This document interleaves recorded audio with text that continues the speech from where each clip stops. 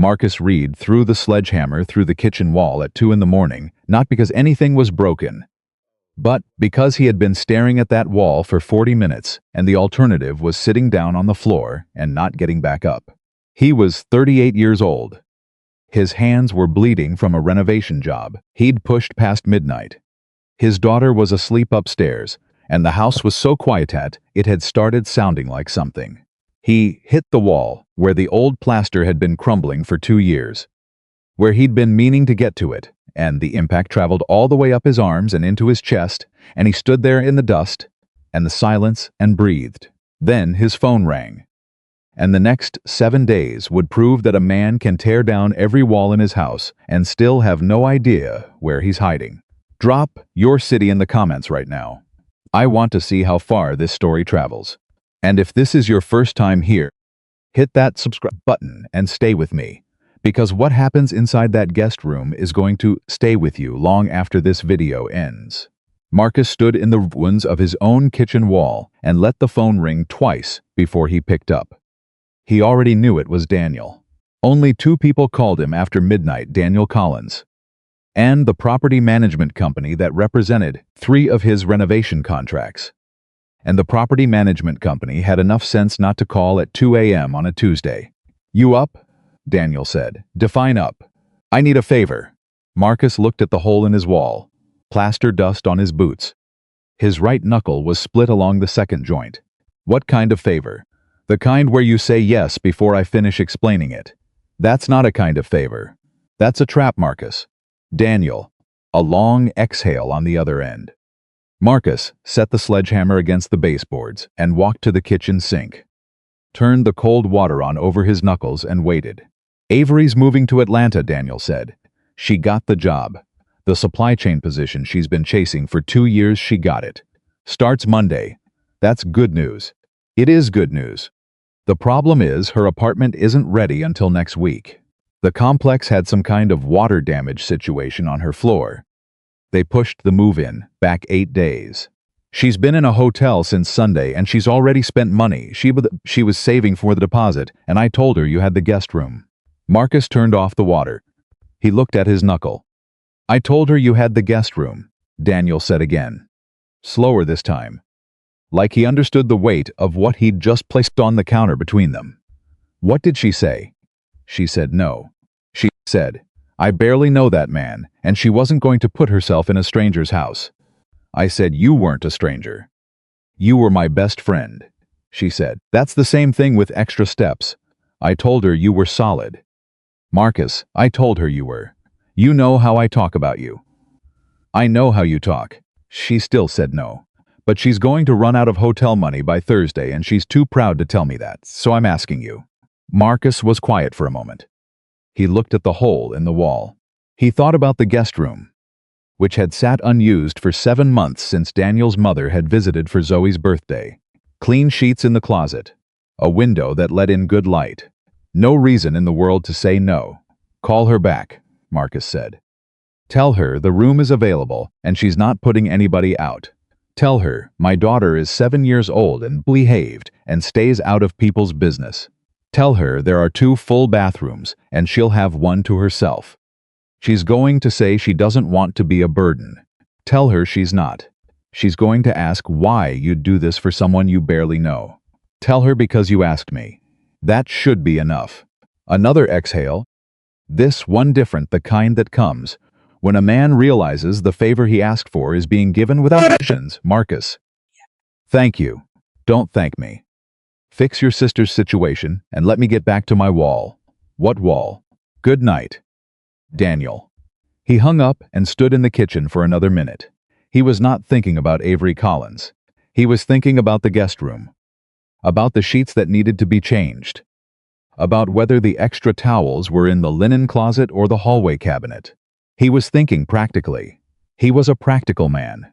That was the thing about survival, it made you practical in ways that crowded out everything else.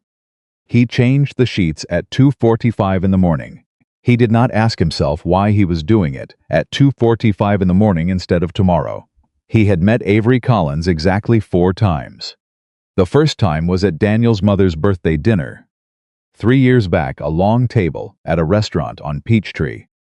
Maybe 12 people, Avery. At the far end, talking to an aunt about something that made the aunt laugh hard enough to attract attention from neighboring tables. Marcus had registered her as Daniel's sister, the younger one. The one Daniel mentioned occasionally, with a particular tone that contained equal parts pride and exasperation. She had dark eyes and a precise way of holding herself, and when Daniel introduced them across the table, she had looked at Marcus with the direct, evaluating attention of someone who didn't waste the first look. She'd said, "Daniel talks about you. He'd said nothing I need to apologize for. I hope." She'd said, "Jury's still out," and gone back to her conversation with the aunt. He'd thought, sharp, and moved on. The second time was a cookout at Daniel's apartment in the summer of 2022. Avery had been there with her husband. Marcus had registered the husband as an accessory. The kind of man who stood slightly behind his wife at social events because she was more comfortable in rooms than he was.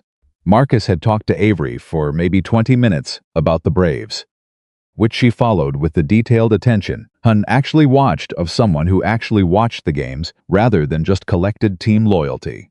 She knew the pitching staff better than he did. He'd been honest about that, and she'd accepted it without making a thing of it. The husband had come and put his hand on her shoulder at some point, and she'd finished her sentence about the bullpen before acknowledging him, which Marcus had filed away without meaning to. The third time was a funeral. They had not spoken more than 6 words.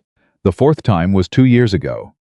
Avery passing through Atlanta on her way back to Charlotte from a work trip, stopping at Daniel's for dinner. Marcus had been there.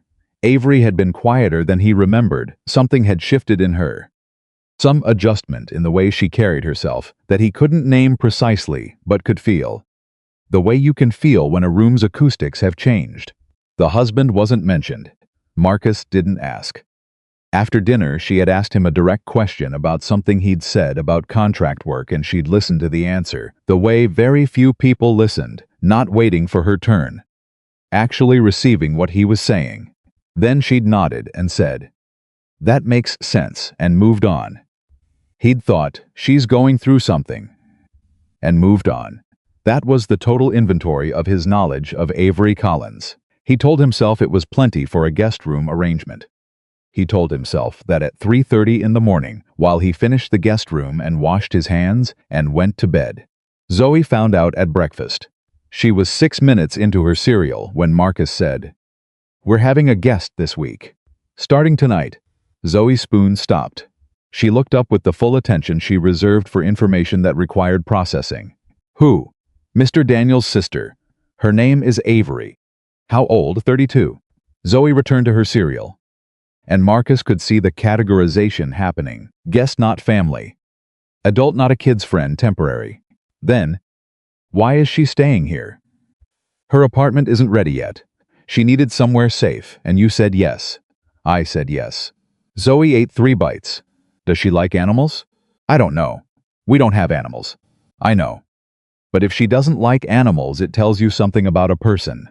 Marcus looked at his daughter across the table. 7 years old. With her mother's ability to land an observation that was casually devastating in its accuracy. What does it tell you? Whether they're patient, Zoe said. Like this was obvious. Animals don't do what you want. If you can't handle that, you can't handle much. You've thought about this. I think about lots of things. She finished her cereal. What time is she getting here? Tonight. After you're in bed. Zoe processed this with the particular stillness she got when something was slightly disappointing but not worth raising. Tomorrow then, she said. Tomorrow. He had a full day. The kitchen renovation on the north side, where he was 2 days from finishing the tile work, and the homeowner had already changed her mind twice about the backsplash. A property walkthrough in Buckhead for a water damage assessment, old house. Bad flashing on the roof, the kind of damage that had been quietly accumulating for probably 5 years before anyone noticed. 3 calls he needed to return before noon. He moved through all of it with his usual efficiency. The kind of efficiency that had become both his best professional quality and his primary social limitation. the ability to be completely present for the work and to let everything else sit clean and organized in labeled compartments in his mind. Accessible when needed, closed when not. He thought about the guest room once, around 11, and told himself the sheets were clean and the towels were in the bathroom, and there was nothing else to prepare. He thought about it a second time, around 4, driving to pick up Zoe from school, and told himself he'd leave the porch light on. He thought about it a third time, standing in the grocery store with Zoe's hand occasionally bumping against his as they walked the aisles, and put a second box of pasta in the cart without acknowledging why. Zoe saw it. She didn't say anything, but she saw it. Avery's text came at 7:48. Avery Collins. Hi, it's Avery, Daniel's sister. I'm about 20 minutes out. I'm sorry for the late hour and I'm sorry for the inconvenience. Just let me know if anything's changed. Marcus read the message twice. I'm sorry for the inconvenience. Like she was checking into a hotel. Like she had pre-apologized for taking up space before she'd taken up an inch of it. He typed, porch lights on, drive safe. No need to apologize. He sent it. Then he looked at the last 3 words and wondered if that was too much. If that read as something. And decided he was losing his mind and went to make sure Zoe had brushed her teeth. 24 minutes later, Marcus noticed it was 24 and not 20 and filed this away without knowing why headlights came up his driveway. He was in the living room. He had not been watching the window. He opened the front door. She moved like someone who had done this before the hauling. The managing, the arriving at a strange place with everything she owned in bags and no guarantee about what she was walking into. 2 suitcases, a laptop bag, a tote that was obviously overloaded, but she'd made it work. She took the porch steps without hesitating. And Marcus stepped back to give her room, and she came through the door and stopped. She looked at him. He looked at her. The last time he'd seen her, 2 years ago, there had been something hollowed out about her visible. Only if you were paying the right kind of attention, which Marcus generally was, whether he intended to be or not. Whatever that hollowing out had been, it was partially filled now, not completely, but she stood differently than she had 2 years ago. Stood like she'd made a decision and was living inside it. Marcus, she said. Avery. He reached for the larger suitcase. I've got this. I know you can. I've got it. She let him take it. Not without a fraction of a pause. He felt that pause. The moment where she assessed whether accepting help was a concession or just a reasonable thing, and then she let go. Thank you for this, she said. I mean it. You really didn't have to, Daniel asked. That was enough. He tends to assume other people will be as generous as he is. Usually works out for him. Something shifted in her face, the beginning of a smile. Redirected, landed somewhere more contained. I'll try not to be underfoot. I'm out early in the mornings and I'll be at work most of the day. I'll handle my own food. You'll eat what we cook, Marcus said. There's always extra. Come on. I'll show you the room. She followed him down the hall. He opened the guest room door and stepped aside. She walked in and stood in the middle of it. He'd turned on the lamp on the dresser before she arrived. He didn't examine that decision. The room looked exactly like what it was. Clean, functional, cared for without being precious about it. The bed had the good sheets. The towel was folded on the dresser. The nightstand had a glass of water and the lamp. She turned around slowly, taking it in. Then she looked at the bed. Then she looked at him. Before I unpack, she said. Completely natural, completely easy. Like it was the next logical thing to say which plate is yours. Marcus heard the question. He heard it arrive, and he heard it land, and for one completely unguarded second, before his judgment caught up with the moment, his mind went to the bed, specifically to the right side of the bed. To the fact that he slept on the right, had always slept on the right. Had argued about sleeping on the right with a woman who preferred the right for reasons she'd explained in detail. On the 3rd night, they'd slept in the same bed and had won the argument. As she won most arguments through the combination of being right and being immovable about it. And then his mind came back to the room, to the guest room, to the specific bed he was standing next to that was absolutely not his bed. and he looked at Avery Collins, standing in the middle of the guest room, with an expression that was perfectly, infuriatingly neutral. "The guest room has one person sleeping in it," Marcus said. "That would be you, of course." She didn't miss a beat. "I was asking in case Zoe has a habit of climbing in," Daniel said. "She used to do that with cousins when she visited. I just want to know the tactical situation." She said it straight, completely straight. There was not a single thing in her expression that admitted to anything. "Zoe sleeps in her own room," Marcus said. "All night, every night. Kids change. This kid doesn't, if you say so." She turned to the suitcase and unzipped it. "The room is great." Marcus, "Really? Thank you." He stood in the doorway for 1 second longer than he needed to. Then he said goodnight and pulled the door closed. He stood in the hallway. From inside the guest room quiet, but not quiet enough, he heard Avery Collins laugh. It was the small, complete kind. The kind that meant the whole thing. He stood in the hallway for another 5 seconds. Then he went to his room. He did not think about which side was his. He did not think about it for 45 minutes. Lying in the dark until he gave up and went to get water. Wednesday came, with the specific cruelty of days that should be simple. Marcus was up at 5:30. He had a system. He'd had the same system for 3 years, and it ran without thought. Coffee first, lunch packed while the coffee brewed.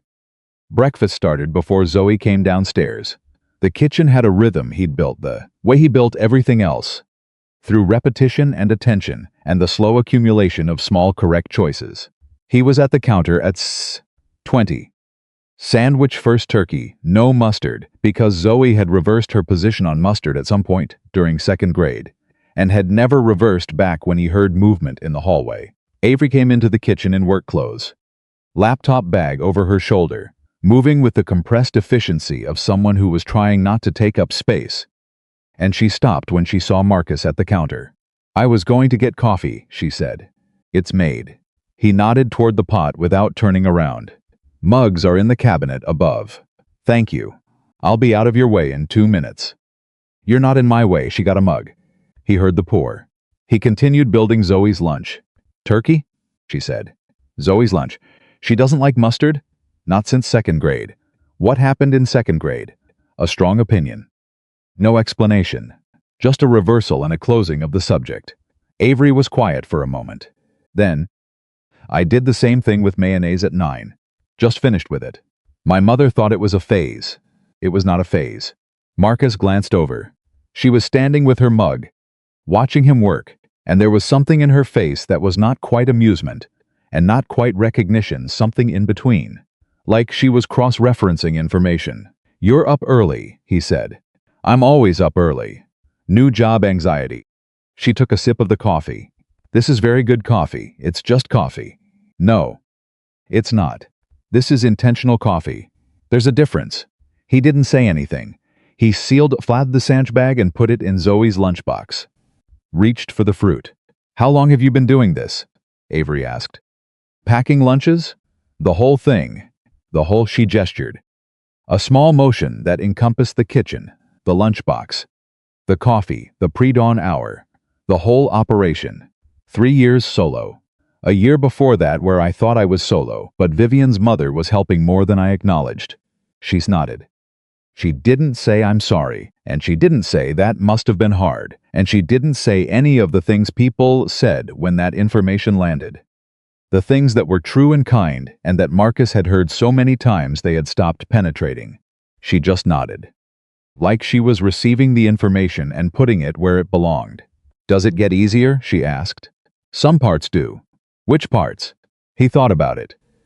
He didn't give the reflexive answer. "The logistics," he said. "The logistics get completely manageable. You build systems and the systems run.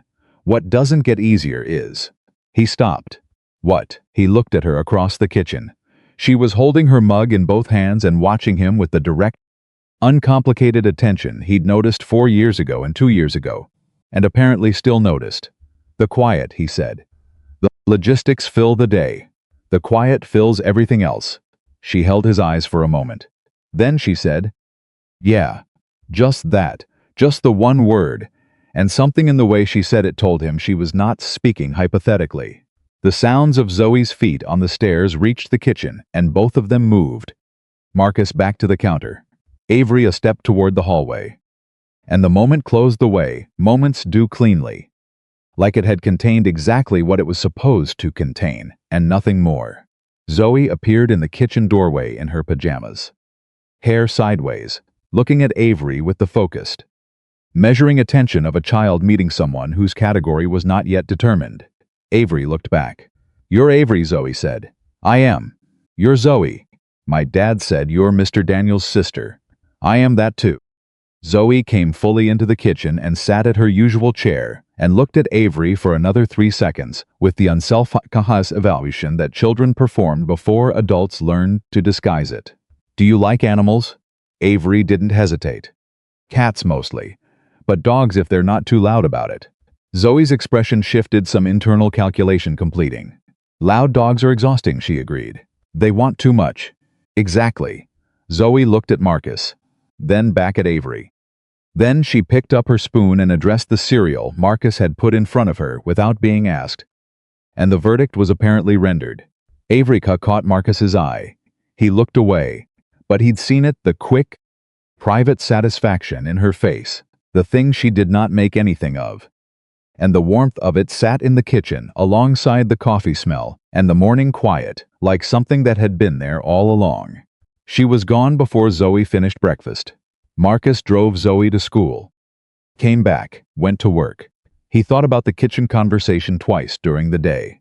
The specificity of it, not does it get easier, and it does.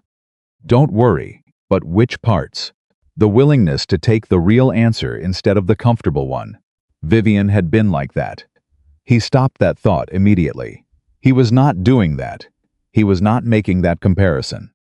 Avery Collins was in his guest room for 8 days, because Daniel had asked, and because the practical situation called for it, and that was the complete list of reasons. He stopped at the grocery store on the way home. He bought pasta, the butterfly kind, because Zoe would ask, and because he had an instinct now about what Avery Collins might think was funny about that. He did not examine that instinct. He just bought the pasta. Dinner happened. This was not something Marcus had architected. He had made dinner as he always made dinner. He had made extra as he always made extra.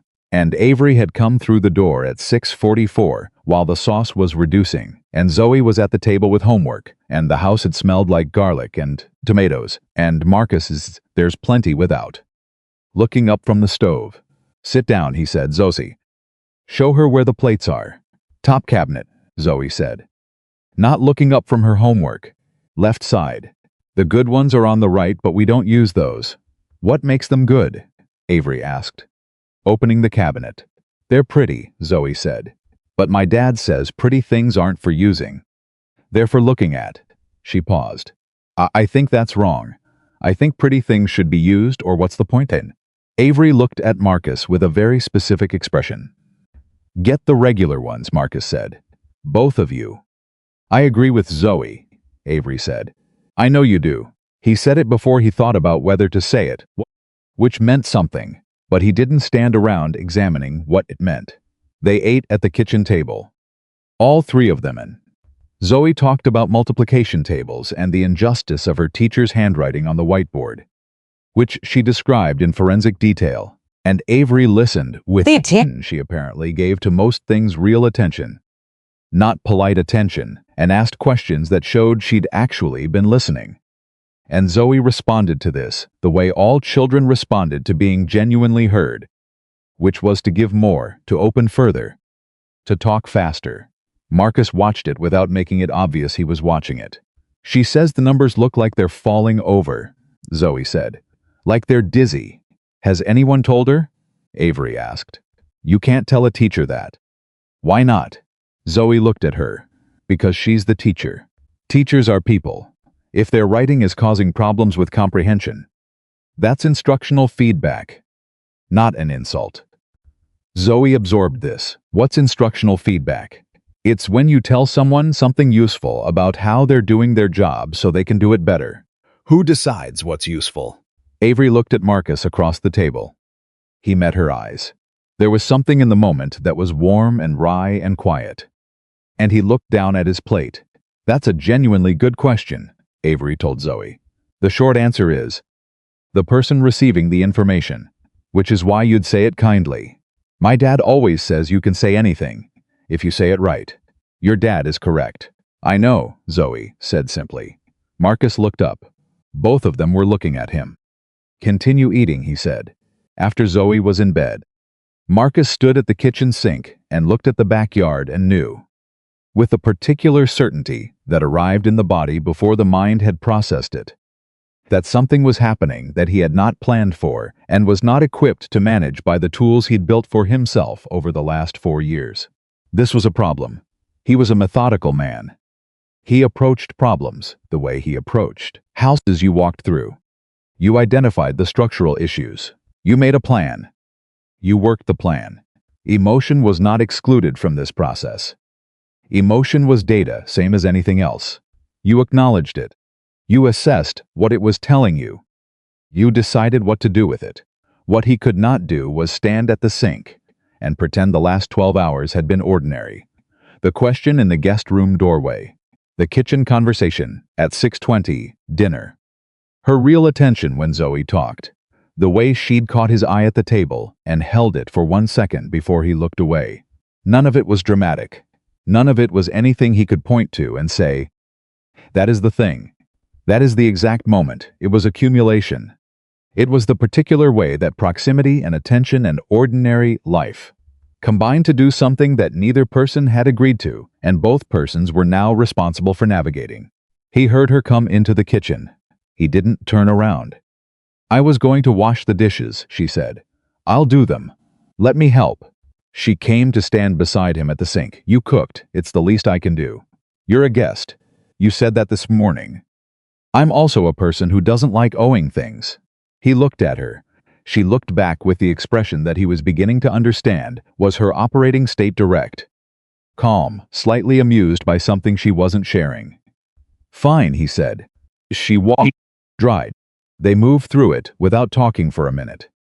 And it was not uncomfortable, which was itself a thing. Silence had weight when it was wrong. This was just quiet. "First day go okay?" he asked. "Better than I expected. The team seems good. My supervisor is sharp. A beat. Intimidatingly sharp. The kind of sharp that makes you want to be better so you can keep up. That's a good sign. It's a terrifying sign that happens to also be a good sign." "Yes." He dried a plate. Set it in the rack. "You've been chasing that job for 2 years. Daniel talks. He talks about the things he's proud of."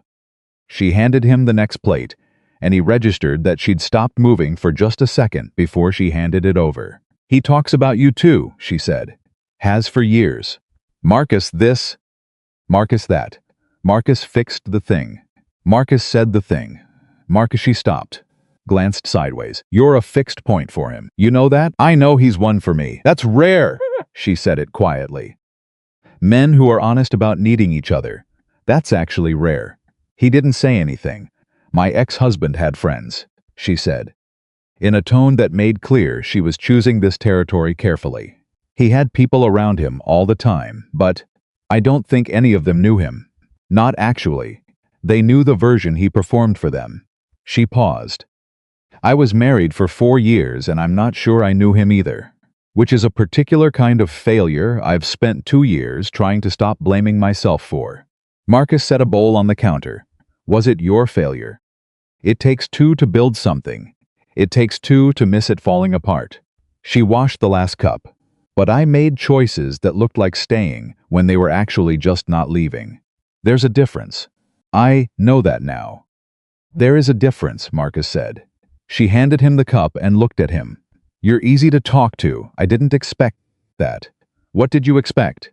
"Daniel described you as reliable, which is a word people use for someone they trust completely, but find slightly difficult to access." Marcus thought about that. Is he wrong? About the reliable part? No.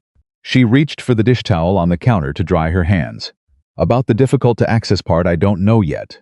It's been 1 day. She said it like it was just an observation. He heard it like a door being left open. Neither of them moved for a moment. Then Zoe Cold from upstairs, one of those half-asleep sounds that meant she'd turned over and registered that something was different about the house. Not quite awake enough to need anything, but awake enough to make noise about it. Marcus was up the stairs before the sound finished. He found Zoe 3/4 asleep, lying on her side. He straightened the blanket over her shoulder. She made a small sound and settled. He stood there for a moment. He thought about the wall he'd hit with the sledgehammer at 2 in the morning. The way the impact had traveled up through his arms and settled somewhere in the middle of his chest. The fact that he'd been doing that, finding physical channels for things he didn't have words for years now. He thought about Avery in the kitchen saying, "I'm not sure I knew him either." He thought about the specific way someone said a true thing, the thing they'd been carrying for a while, when they finally trusted a room enough to say it out loud. He went back downstairs. The kitchen was empty. The light above the sink was off. He heard the soft sound of the guest room door. He stood in the kitchen for a minute. And he turned off the last light and went to bed.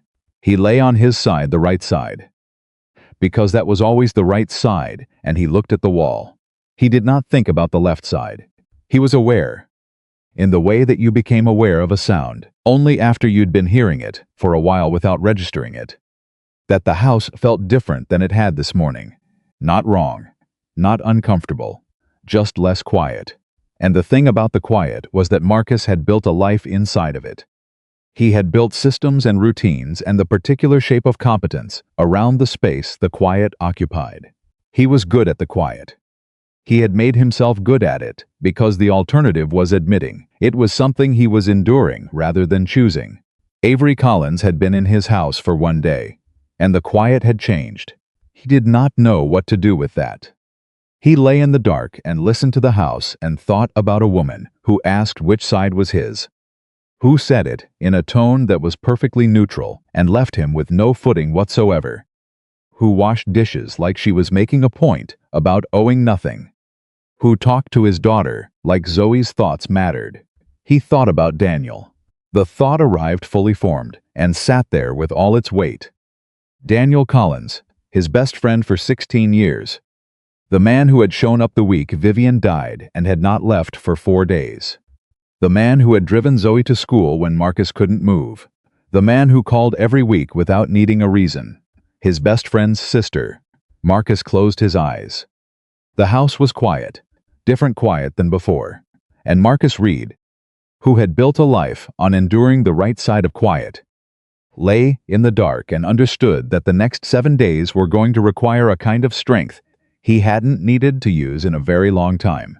Not the strength for the sledgehammer, the other kind. The kind that had no wall to hit. The right side of the bed was still warm when Marcus got up Thursday morning. He noticed this, the way he noticed most things about his own house. Not with attention exactly, but with the body's quiet inventory of what had changed. He had slept. Actual sleep. Not the negotiated cereal and water kind he'd been averaging for 3 years. He'd gone under around midnight and come up at 5:15, and the 7 hours in between were simply gone, which was unusual enough to register. He stood in the hallway outside his room and listened. The guest room was quiet. He went to the kitchen and started the coffee. At 6:18, Avery appeared in the kitchen doorway in work clothes, laptop bag on her shoulder, and stopped when she smelled the coffee.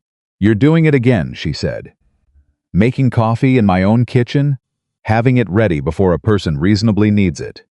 She crossed to the cabinet and got a mug. "It's disorienting. I'm used to making my own. You're welcome to make your own. I don't want to make my own. It's better when someone else makes it." She poured and looked at him sideways. "Don't make that mean anything." Marcus looked at her. "I wasn't going to." "Yes, you were. You had a face. I don't have a face. You have a very controlled face, which is its own kind of face."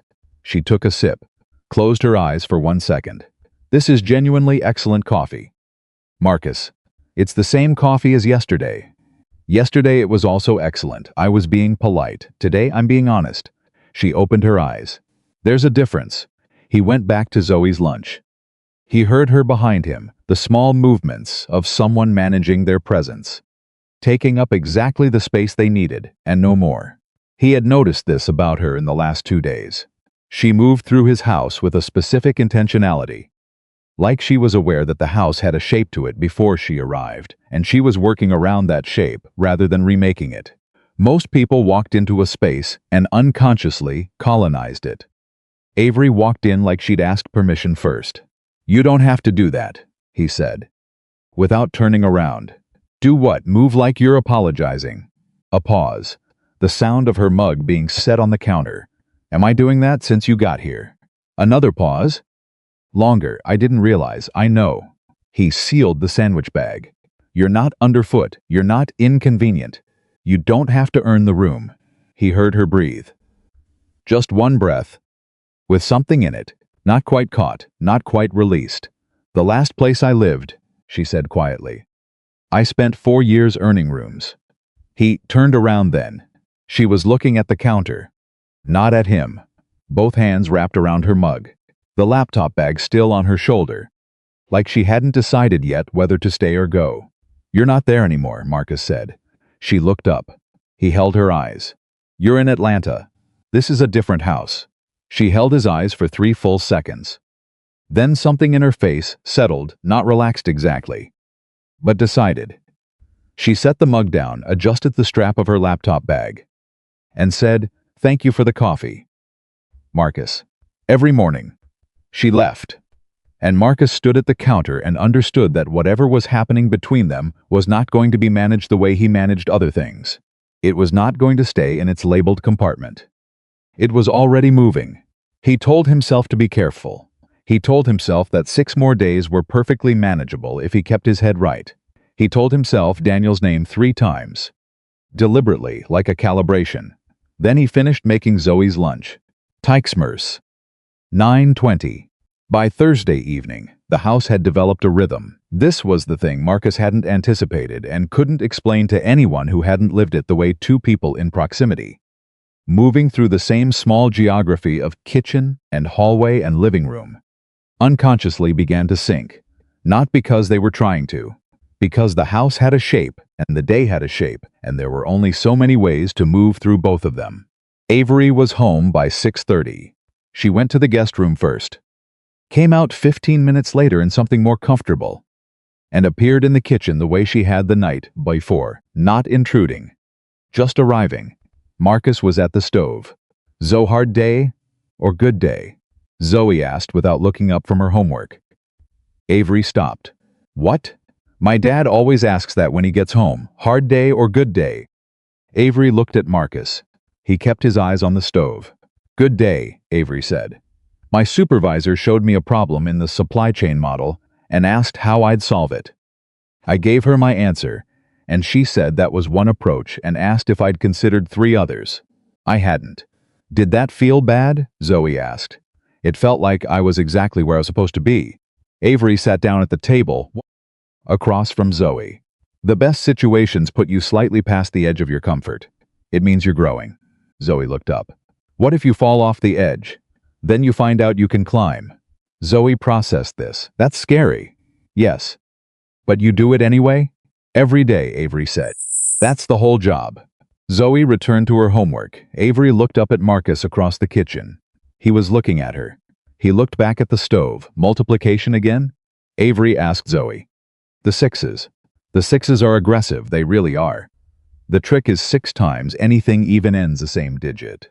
6, 2, 8, 4, loops. Zoe's pencil. "Stop!" "What?" 6 times 4 is 24. 6 times 6 is 36.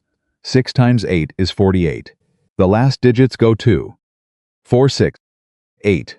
Zoe stared at her paper. Tried it. Looked up with an expression Marcus recognized the specific lighting up that happened when a system revealed itself.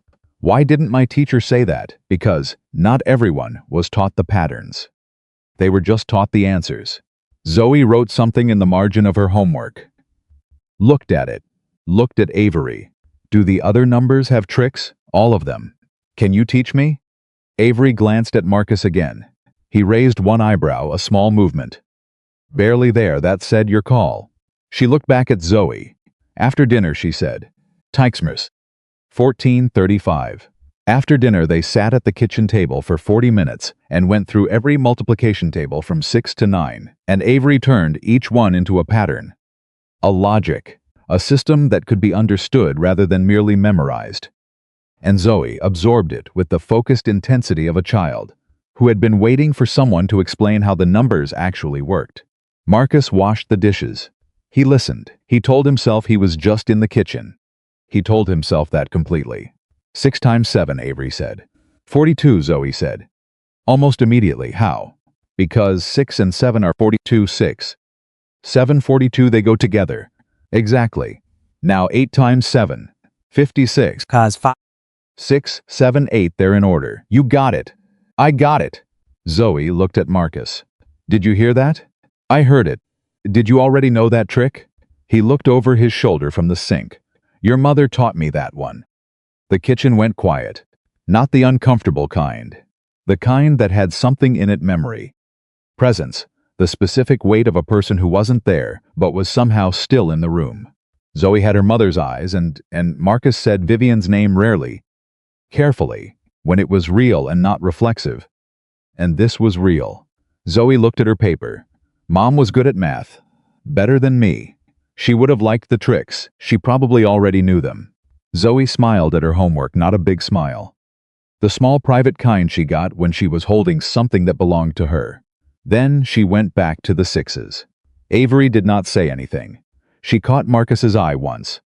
And what was in her face was not pity and not performance. It was just acknowledgement. The recognition of something real. Without trying to fix it or soften it, he turned back to the sink. His chest felt tight. He washed the rest of the dishes in silence, and it was the best kind of silence he'd had in a long time. Tick spruce. 19:10 Friday hit like a wall. Marcus had 2 projects running simultaneously, and a contractor who had failed to show on the Buckhead job, and a homeowner on the North Side Kitchen, Reno, who had changed her mind about the backsplash for the 3rd time, and called Marcus at 11 a.m. to explain her reasoning, which took 40 minutes. He drove hard all day and picked Zoe up sharp at 3:15 and had her at soccer practice by 3:45 and sat in the car for an hour returning calls and then drove her home and realized he hadn't thought about dinner. He was standing in front of the refrigerator at 5:50, running a quick mental inventory, when Avery came through the front door.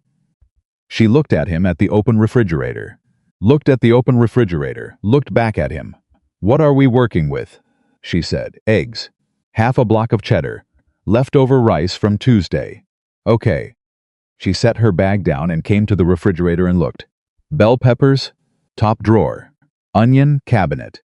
Left side. Can Zoe eat spicy? Mild spicy. I can do this.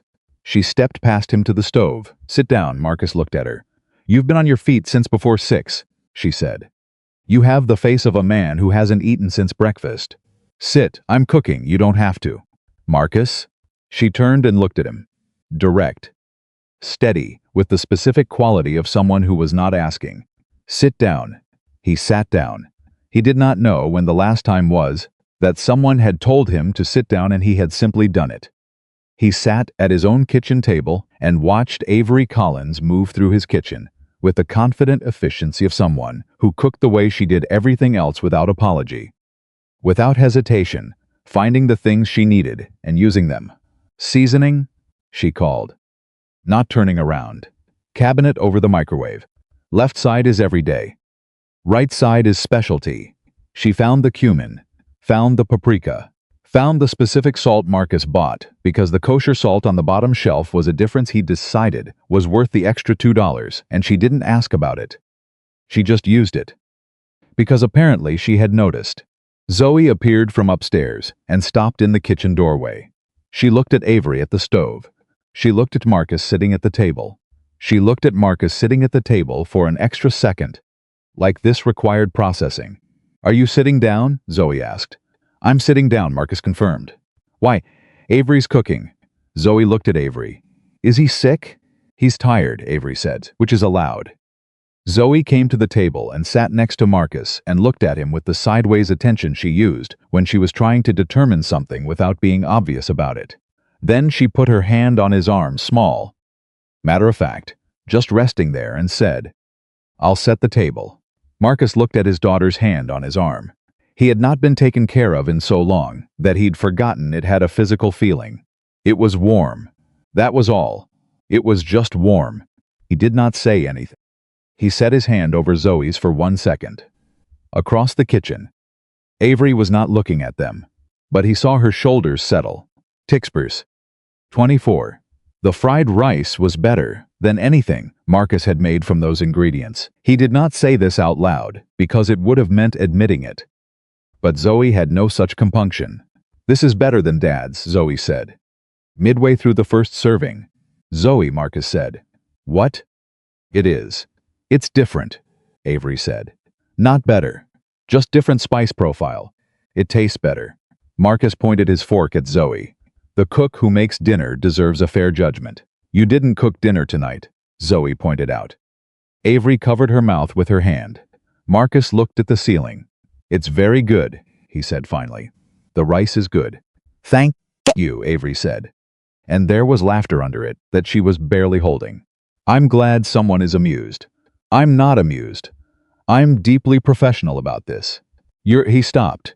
He looked at her. She looked back at him. Eyes bright, the contained laughter right at the surface.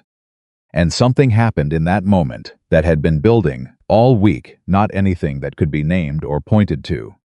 Just a thread pulled taut between two people who had been circling something without saying what it was.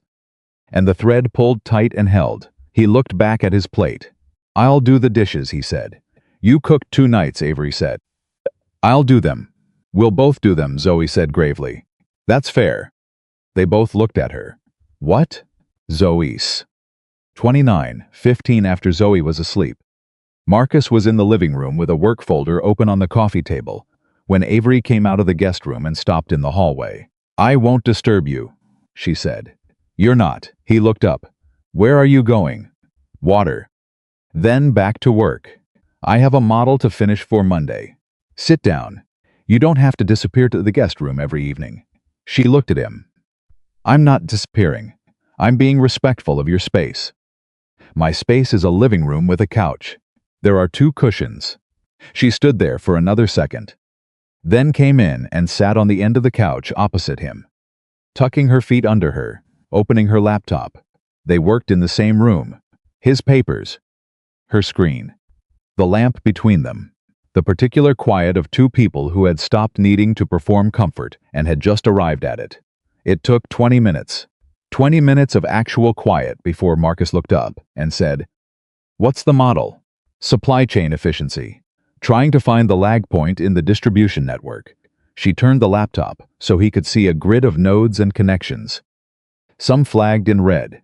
"There's a bottleneck here, somewhere between the 3rd and 4th tier suppliers. My supervisor found it. I'm trying to find why." Marcus looked at the grid. He was not a supply chain person. He was a man who built and fixed houses. But he looked at the structure of it, the network, the flow, the point where things backed up, and said, "It's a weight problem." She looked at him. "The 3rd tier, how much volume is moving through this node?" He pointed. She looked at the data.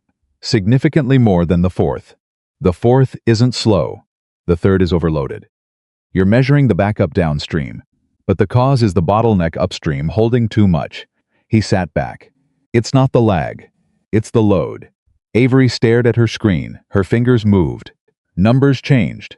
She sat very still for 10 seconds. "Marcus." "Yeah, that's it." She turned to look at him. "That is exactly it. My supervisor asked me what I was missing, and that is what I was missing. It's just flow. Same principle as plumbing. It is absolutely not just plumbing. But thank you for that." She stared at him. "How did you see that?" "I look at systems. I figure out where things back up." He shrugged. "Same thing I do in a house." She looked at him with something new in her face, not just the evaluating attention he'd gotten used to, but something that was adding to the inventory, recalibrating. "You're surprising," she said. "Is that a compliment?" "It's an observation." A pause. "It's also a compliment." He looked back at his work folder. He was aware of her looking at him for a moment longer. Before she looked back at her screen, he focused very hard on the work folder. he got very little done. Teixist. 35:50 Saturday was Daniel's fault. Marcus knew this with complete clarity because Daniel called at 9 in the morning to ask how things were going, and Marcus had said fine, and Daniel had said fine like how, and Marcus had said fine normally, and Daniel had said, "That's great, man." "Tell Avery I said hi." And Marcus had said will do, and hung up and stood in the kitchen with the phone in his hand and thought, Daniel has no idea. This was not an accusation. Daniel had asked Marcus to help his sister. Trusting the 16 years of friendship that meant Marcus Reed was the kind of man who could be trusted with something that mattered. Daniel was not wrong about Marcus being that kind of man. The problem was that being that kind of man did not make the thing going on in this house less real. It made it more complicated. Marcus put the phone down and told himself to get it together. He did not get it together. He got it approximately adjacent to together, which was the best available option. Tixbreeze, 38:20 Avery had no work on Saturday. This was new information that Marcus processed at 8:30 when he heard movement in the kitchen and found her already there. Coffee made. Zoe's cereal on the counter, ready for the bowl. Wearing jeans and a shirt that did not require performing anything. Reading something on her phone. She looked up when he came in. "I made coffee," she said. "I see that, I figured it out. Yours is better than mine, but I'm getting closer." He poured a cup. Tasted it. "You're close. What am I missing?" "Less water. The ratio is slightly off." "How much less?" "I'll show you." They stood at the coffee maker at 8:30 on a Saturday morning, and Marcus showed her the ratio, and she watched like she watched everything all the way. No part-time attention, and they made a second cup, and he tasted it, and she tasted it, and it was right, and she looked personally satisfied in a way that was completely disproportionate to the stakes of the situation. "That's it," she said. "That's it. I'm writing it down. It's just coffee. You keep saying that. It is not just coffee." She found a pen in the kitchen drawer, the second drawer, which was where he kept pens and tape, and the small flashlight, which meant she had looked through his drawers at some point, which he could not find a reason to object to, and wrote the ratio on the inside cover of the small notebook she apparently carried everywhere. Zoe appeared at 8:47, assessed the situation, and said, "We should do something today." Marcus looked at her. "Like what?" "Outside something." Zoe looked at Avery. "Do you like outside?" "I like outside," Avery confirmed. "Piedmont Park is good on Saturday," Zoe said. "We haven't gone in a while." She looked at Marcus with the expression that was just slightly too careful to be casual. "The three of us could go." Marcus looked at Zoe. Zoe looked back at him with the open, transparent face of a 7-year-old who had not yet learned to disguise an intention. "It's cold," Marcus said. 48 degrees, Avery said, reading her phone. "Cold but walkable." He looked at Avery. She met his eyes with an expression that said, "I see what Zoe is doing, and I'm going to let you decide." Marcus looked at his daughter. Zoe looked back at him. "Fine," he said. "Get your coat." Texpers.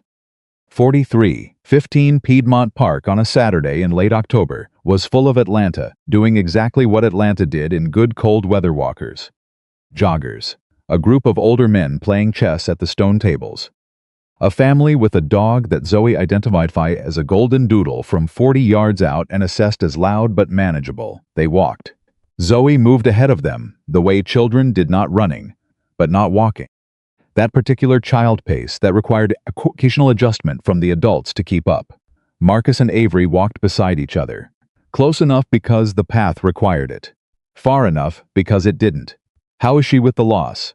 Avery asked. Quiet enough that Zoe couldn't hear. Marcus was quiet for a moment. "Better than I expected. She was 4 when Vivian died. Old enough to understand gone, but young enough that the full weight of it comes in pieces. She'll have another piece when she's 10, another when she's 16. He paused. "I try to make sure the pieces are manageable when they come. You do that by keeping her mother present, the way you said her name last night." He looked at her. "You didn't dodge it," Avery said. "You said her name and you said what was true about her, and you let Zoe hold it. A lot of people avoid the name, like saying it makes the loss more real, Avoiding it makes the person more gone, Marcus said. Vivian was real. She stays real. Avery was quiet for a few steps. She was lucky to have you. I was lucky to have her. Both can be true at the same time. Yeah. Zoe stopped to examine something on the path. Both are true. They walked for a while without talking. The comfortable silence. The kind that didn't need filling. Then Avery said, quietly, my ex used to say my name like a correction. Marcus turned his head. When he'd say Avery in a certain tone, it meant I'd done something wrong. Just my name. That was the signal. She said it without self-pity. Just the clean statement of a fact that had taken time to become just a fact. I didn't realize how much of myself I'd organized around that signal until I left and my name was just my name again. What does it sound like now? Marcus asked. What does what sound like? Your name. When someone says it right. She looked at him. He realized what he'd said. He looked back at the path. Avery didn't say anything for 5 steps. Then, different than I remembered. Better. He did not look at her. He did not trust himself to look at her. Ahead of them, Zoe had found the chess players and was watching them with the focused attention of someone encountering a new system. Zoe, Marcus called. Don't hover. I'm observing, Zoe called back. Without turning around, one of the older men at the chess table looked up, looked at Zoe and said, You play? No, Zoe said. But I want to learn the patterns. The man smiled at that. Marcus heard him say something to Zoe about patterns and pieces, and Zoe asking 2 questions in quick succession. And he and Avery stopped and watched, and it was just ordinary, just a Saturday. A man and a woman standing on a path watching a child talk to a stranger about chess patterns. And nothing was required, and nothing was being decided. And they were just there. Avery's arm touched his, just the sleeve of her jacket against the sleeve of his jacket. The path was narrow. It was an accidental contact. Probably, and neither of them moved. It lasted 4 seconds. Then Zoe called. Dad, he says, the knight is the hardest piece because it thinks differently from everything else, and Mark stepped forward to engage the conversation. But he felt those 4 seconds for the rest of the afternoon. Teichsprees. 49:30 Saturday night was when the wall cracked. Not collapsed. Not broken through. Just a crack. The kind that had been there. Invisible. And then wasn't invisible anymore. Zoe had gone to bed at 8:30. Unusually without protest, which Marcus registered as suspicious but accepted. He and Avery were in the living room again. Work and laptop. The familiar configuration of the last 2 evenings. Except that Avery was not working. She was looking at her screen without seeing it. Marcus watched her not working for a minute. What happened? He said. She looked up. Nothing happened. Something changed between the park and now. She looked at him with the particular expression of a person who is deciding how honest to be. He had seen her cycle through that decision before, and he had seen her land on honest. Every time, because it seemed to be the default she returned to when nothing was forcing her elsewhere. My ex called, she said. Marcus felt something shift in his chest. When you were getting Zoe ready for bed. He saw on Instagram that I moved to Atlanta. He wanted to, she stopped. He had reasons. He always has reasons. Very articulate reasons for why whatever he's calling about is reasonable. What did he want? To see if I was okay. A pause. That's what he said. What he meant was he wanted to know if I was movable. If leaving Charlotte and coming somewhere new meant I was at a point where I might reconsider. Are you? She looked at him straight. No. Did you tell him that? In more words than it needed. Yes. Good. It's not that simple, Marcus. 4 years is even bad ones leave marks. You know that. She said it without apology. And he understood she was not being careless with the comparison. She was being honest about it. The marks don't mean I want to go back. But they're there. He leaned forward. Elbows on his knees. What did the call actually do to you? She was quiet for a moment. Really quiet. Not the gathering kind. The honest kind. It reminded me of who I was in that house. The version of me that got very small. She looked at her hands.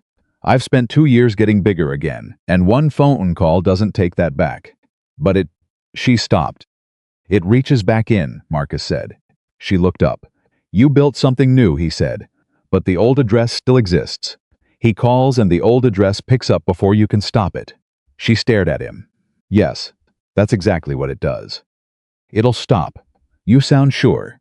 Because the new address gets stronger the longer you're in it." He said it plainly, without making it about himself, though he was speaking from somewhere completely specific. 3 years ago, I couldn't be in this house without feeling it everywhere. Now, the house is just mine. Just ours. The old address fades. Avery was looking at him, with something he didn't have a word for, not gratitude exactly. Because it wasn't soft enough for gratitude. More like the look you gave someone who had handed you something and you were determining if you could keep it. "He used to tell me I was difficult," she said. "That I asked too much of people. That I expected too much from rooms. Do you? I expect people to be present. I expect honesty. I expect to be in a room and have it feel real." She met his eyes. "Is that too much?" Marcus held her gaze. He did not look away. "No," he said. "That's a minimum." The word landed between them. She drew a long breath. "You know what the worst part of a bad marriage is? You start believing what it says about you. You start measuring yourself by what it decided you were. And what did it decide? Too much. Too direct. Too serious." She half smiled. And it was the wrong kind of smile, the one that people used when the alternative was something rawer. Too aware of when someone wasn't telling the truth. Those are all assets. In the right room. He looked at her. She looked back. The lamp between them. The quiet house. Zoe asleep upstairs, and this, whatever this was, whatever it had been building toward all week, sitting in the room with them like a third person that neither of them had invited, and neither of them was asking to leave. "Avery," he said. "Don't," she said. "Not sharp. Quiet. Don't what?" "Don't say the thing where you remind me whose sister I am." She said it gently, without accusation, looking at him with the most direct look he'd gotten from anyone in years. "I know whose sister I am. I know who you are to Daniel. I know what this situation is." She paused. "I'm 32 years old, and I know all of that. You don't have to name it for me." He said nothing. "But I want to say something to you," she said. "And I want you to actually hear it, and not immediately put it somewhere organized. Okay.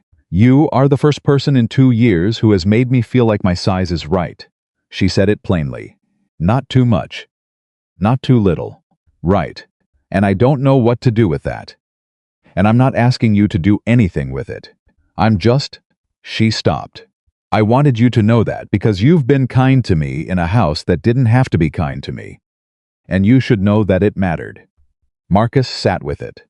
He sat with it the way he sat with structural problems, not rushing the assessment, giving it the weight it actually carried.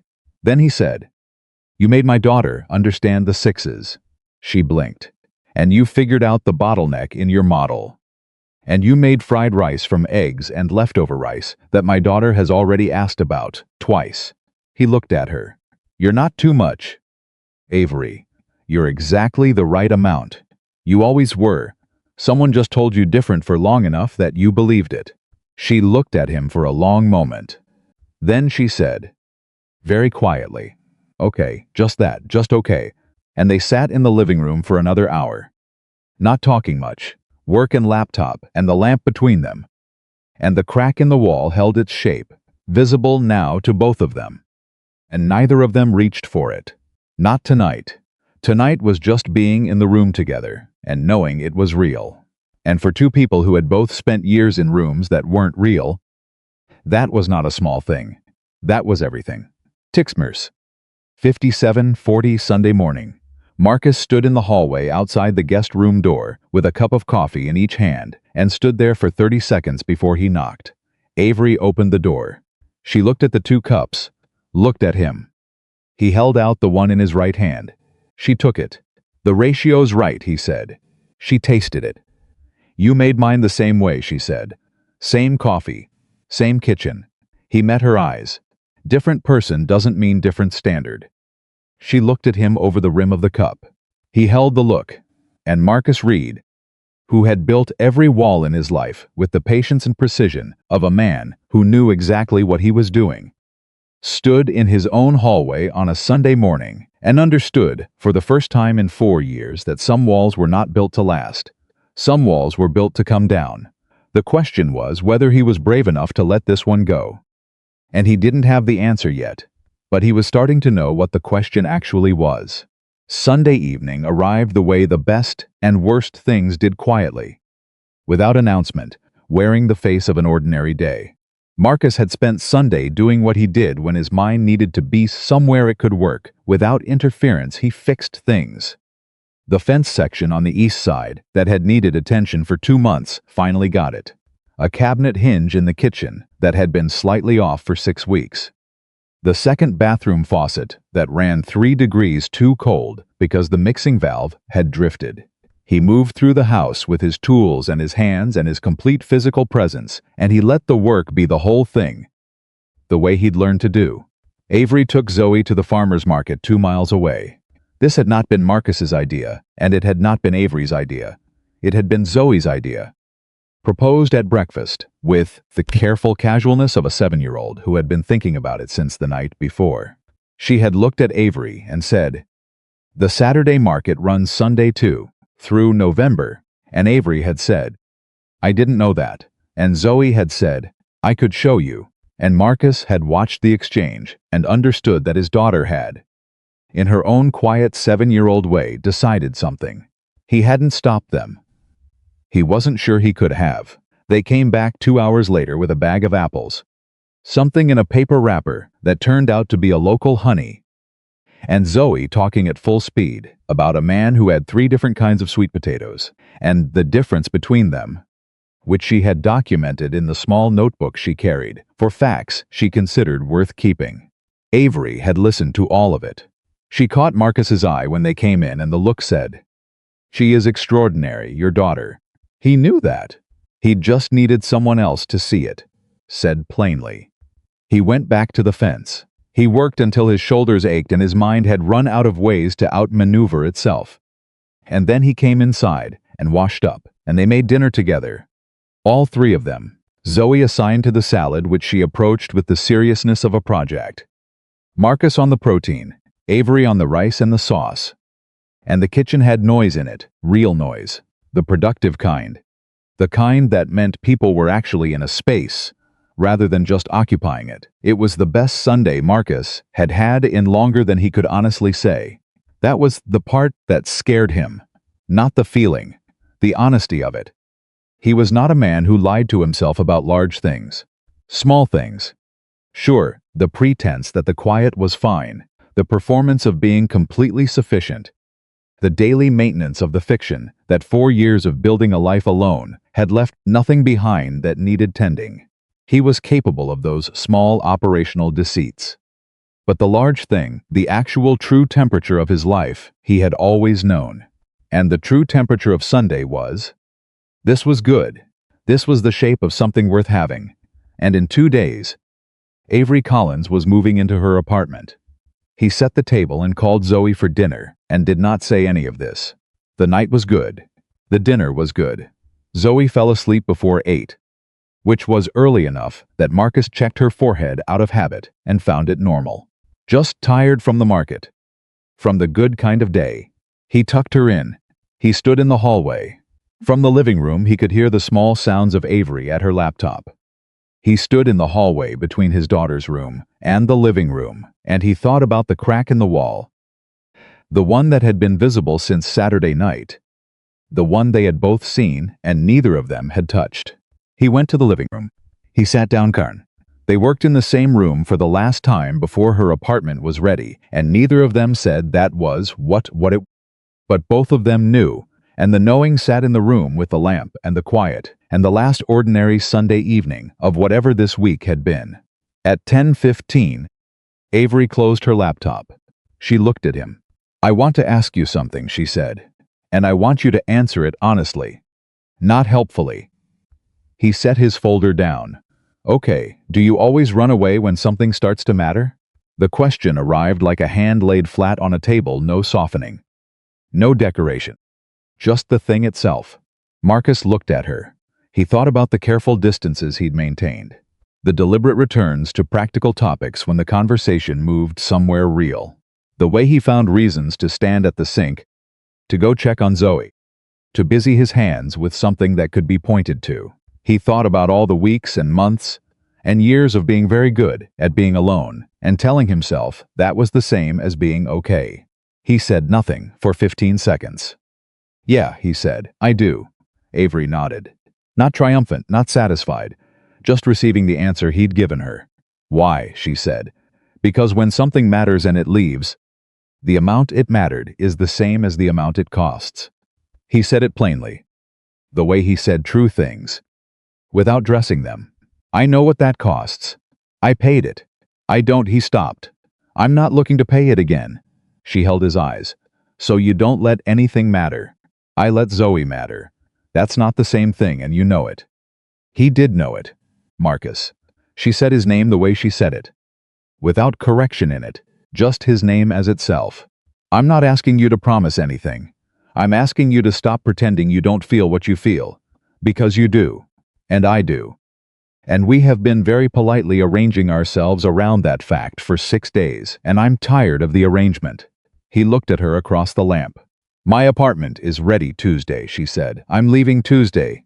And when I leave this house, whatever happens next, that's a separate thing from whatever this week has been.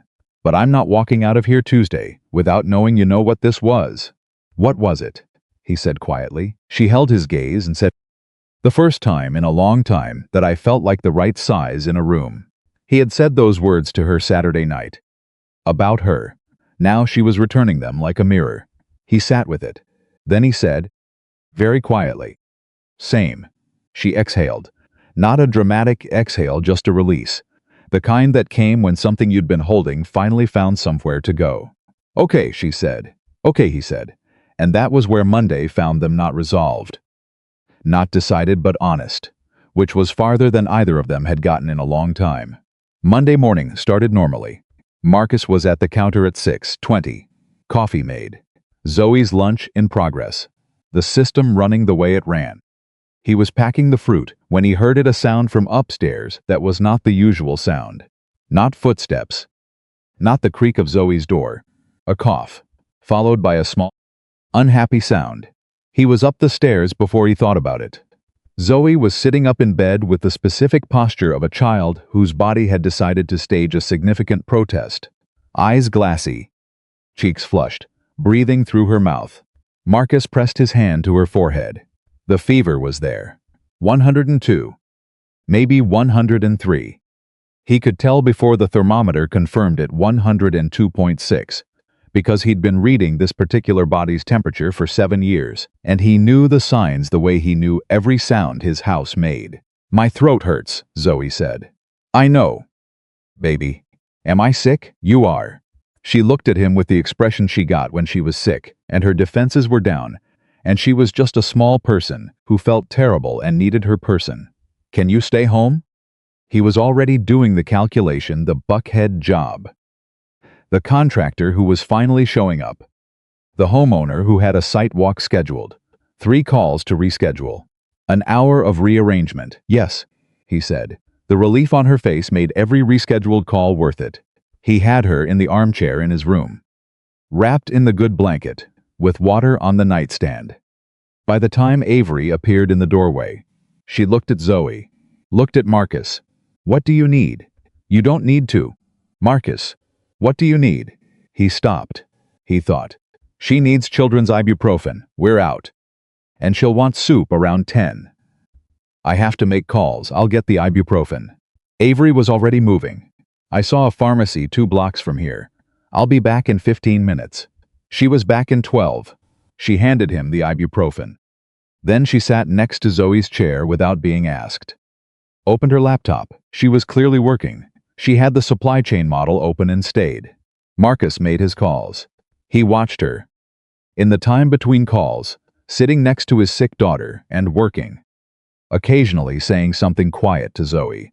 Occasionally letting Zoe lean against her shoulder when the fever made Zoe want to be close to something warm. She didn't make a production of it. She just stayed.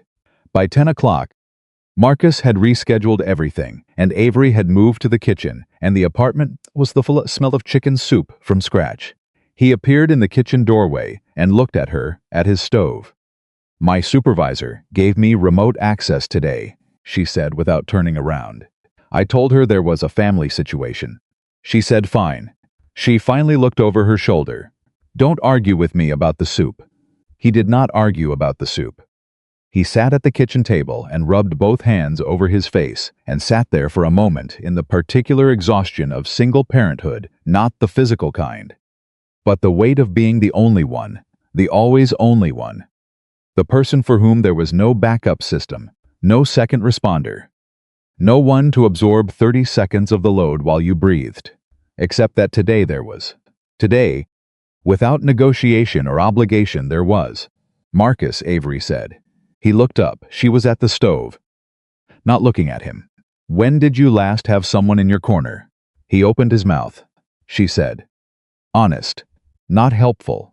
He closed his mouth. He thought about it with the honesty she had asked for. "A while," he said. She nodded. Stirred the soup. "I want you to know something." She still didn't look at him. "You're a good father. Not the kind of good that people say because they don't know what else to say. The kind of good that takes everything, every day. And you do it without keeping score." She paused. "Whoever told you that you had to do it completely alone got it wrong." His jaw tightened. "You didn't ask for my opinion," she said. "I know." "No." He said it quietly. "I didn't. But—" He stopped. Started again. "I stopped believing someone could actually want to be in this. This much responsibility. This much weight." She turned around then. She looked at him. The way she looked at things she was deciding to keep. "Then someone lied to you," she said. "About what people are capable of wanting." He held her eyes. For the first time in 4 years, Marcus Reed could not argue with what someone was saying about his own life. Not because she was wrong. Because she was completely right. And the rightness of it landed somewhere behind his sternum and stayed. He said nothing. She turned back to the soup. "It'll be ready in 20 minutes, she said. "Go check on Zoe." He went upstairs. He stood in the doorway of his room and looked at his daughter in the armchair. The good blanket, the water on the nightstand. Zoe looked back at him with the glassy-eyed patience of a sick child who had decided to cooperate with her illness instead of fighting it. "Is Avery making soup?" Zoe asked. "She is." "Real soup?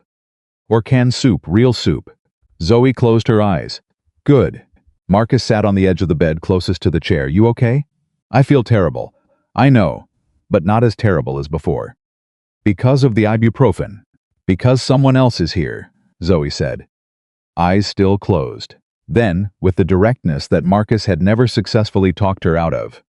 "I like Avery." He looked at his daughter. "I know you do," he said. "Do you?" He was quiet for a moment. "Yeah." "Zoe," he said, "I do." She settled deeper into the blanket. "Okay," she said. "That's good." He sat there until her breathing evened into sleep. Then he went back downstairs and stood in the kitchen doorway and watched Avery at his stove and understood. With the complete clarity that arrived after you stopped fighting the obvious. That the wall was not cracked anymore. It was down. He just hadn't told her yet. That was when his phone rang. He looked at the screen. Daniel. He looked at Avery, who had not turned around, who was tasting the soup and reaching for the pepper, who had no idea that the one name that could complicate everything that had happened in the last 7 days was calling. He stepped into the hallway. "Hey," he said. "Marcus, how's it going? How's Avery settling in?" "Zoe's sick. Avery's been helping this morning." "Wait, she's still there? I thought she was moving Tuesday." "She is." A pause. "She's been there a week." "Man, how is it? Tell me the truth." Marcus stood in his hallway. The soup smell from the kitchen. The sound of Avery moving in the space that had been exclusively his for 4 years. "It's been good," he said. "Good like good." Daniel. A longer pause. Longer than Daniel's pauses usually were. Marcus had known this man for 16 years, and he knew every grade of Daniel Collins's silence. This one was the thinking kind, the adding up kind. "Marcus." "Yeah." "Talk to me." Marcus looked at the kitchen doorway, looked at the hallway wall, looked at his own hands. "What do you want me to say?" "I want you to tell me what's actually happening in that house." "Nothing is happening." "I know you—" Marcus Reed. I have known you for 16 years, and I know the specific way you say nothing when something is happening. That was that tone. Marcus said nothing. She's my sister, Daniel said. Not as an accusation. As a fact, laid down the way you laid down the terms of something important. She's been through it. The divorce. The rebuilding. All of it. She's just starting to be okay. I know that. And your Daniel stopped. When he spoke again, his voice was different. Tighter. What are you doing? Marcus? I'm not doing anything. Are you sure? And there it was. The question under the question. The one that Marcus had been asking himself for 7 days in various forms. At various hours of the night. At the kitchen sink, and in the hallway, and standing in the park watching his daughter talk to a chess player. No, Marcus said. I'm not sure. The silence that followed was the longest one Daniel Collins had produced in 16 years of friendship. I need to think, Daniel said finally. Okay. I'm not saying no. I'm not Marcus. You're my best friend. I'm not doing that. But this is, he exhaled hard. This is a lot. I know it is. She doesn't need complications right now. I know that too. So what are you going to do? Marcus looked at the kitchen doorway. I don't know yet, he said honestly. Okay. Another pause. Okay, Daniel started. Don't do anything dumb. I never do anything dumb. You do occasionally do things that look responsible and turn out to be dumb. Despite everything. Marcus made a sound that was almost a laugh. Fair, call me later. Yeah. He hung up. He stood in the hallway for 30 seconds. Then he went back into the kitchen. Avery was ladling soup into 2 bowls. She looked at him over her shoulder and read something in his face immediately, because that was what she did. She read rooms and people and true things. And she set the ladle down slowly. Who called? She said. He looked at her. Daniel, he said. She went very still. What did he say? He asked what was happening in this house. She turned around fully. She looked at him with the direct, undefended look that was her operating state, and underneath it was something that had not been there before, a thread of something careful. Something braced. What did you tell him? She said. I told him I wasn't sure. She held his gaze. And are you? Sure?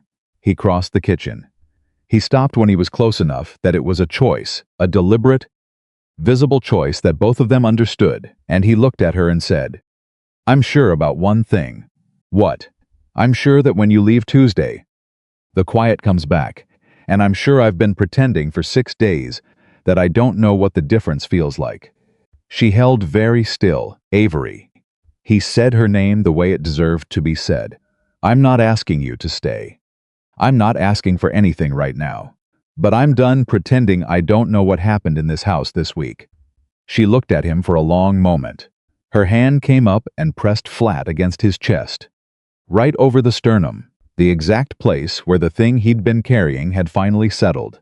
Not pushing him back. Just contact. Just her hand and his chest, and both of them standing in his kitchen, with soup getting warm on the counter, and a sick child asleep upstairs, and Daniel questions still in the air. Marcus, she said quietly. I spent 4 years waiting for someone to see me clearly, and still want to stay in the room. I see you clearly, I know, and I'm still in the room. She looked up at him. Her eyes were clear. No performance. No calculation, just the true thing. Your best friend is going to have feelings about this, she said. I know. My life is starting over right now. I have a new job, a new city, I know. And you have Zoe, and a business, and everything you've built. I know all of it, he said. None of it changes what I just told you. She held his eyes for the longest beat of the week. Then she took her hand off his chest and turned back to the stove. Soup's ready, she said. Her voice was steady. Her hands, when she lifted the bowl, were steady. But when she handed him the bowl, and their fingers touched in the transfer, she did not let go immediately. She held it for 1 extra second. He held it too. Then she said, Take that up to Zoe. She needs to eat. He took the bowl. He was halfway to the stairs when he heard her say, behind him, quiet enough that it could have been to herself, I see you clearly too. He stopped on the first stair. He did not turn around. He held those words the way you held something that had been handed to you carefully. something that had weight and value and required both hands. Then he went up to his daughter. He sat beside Zoe's chair while she ate the soup, and Zoe ate slowly, the way sick children ate, and occasionally said that it was good and that Avery made it right. And Marcus agreed. And outside the window, the late October evening went dark by degrees. And downstairs, he could hear the quiet sounds of Avery in his kitchen, moving through the space like she belonged in it, like the shape of the house had made room for her without being asked. He had spent 7 days telling himself he was managing this. He understood now that there was nothing to manage. There was only what was true. And what was true was sitting in his kitchen eating soup by herself and had put her hand flat on his chest and said, "I see you clearly too." And in 48 hours, she was moving into an apartment 2 miles away, and the question of what happened after that was the only question that mattered. He just had to figure out if he was brave enough to ask it. He looked at Zoe. Zoe looked back at him with the patient, fever-soft eyes of a child who already knew the answer. "You're going to talk to her more, right?" Zoe said. He looked at his daughter. "When I'm asleep," Zoe clarified. "You're going to go back down there." He did not ask how she knew. He just said, "Yeah, I am." Zoe settled back into the blanket. "Good," she said, for the second time that day. And Marcus Reed, who had spent 4 years convincing himself that the right side of the quiet was enough, looked at the door of his own room and knew, all the way down, that what was waiting for him downstairs was the bravest thing he'd faced this year. Not the work, not the wall with the sledgehammer, not the 16-year friendship he was about to make complicated. This, the walk down the stairs, the kitchen. The woman who saw him clearly and said so, that was the bravest thing. He put the empty soup bowl on the nightstand. He straightened Zoe's blanket.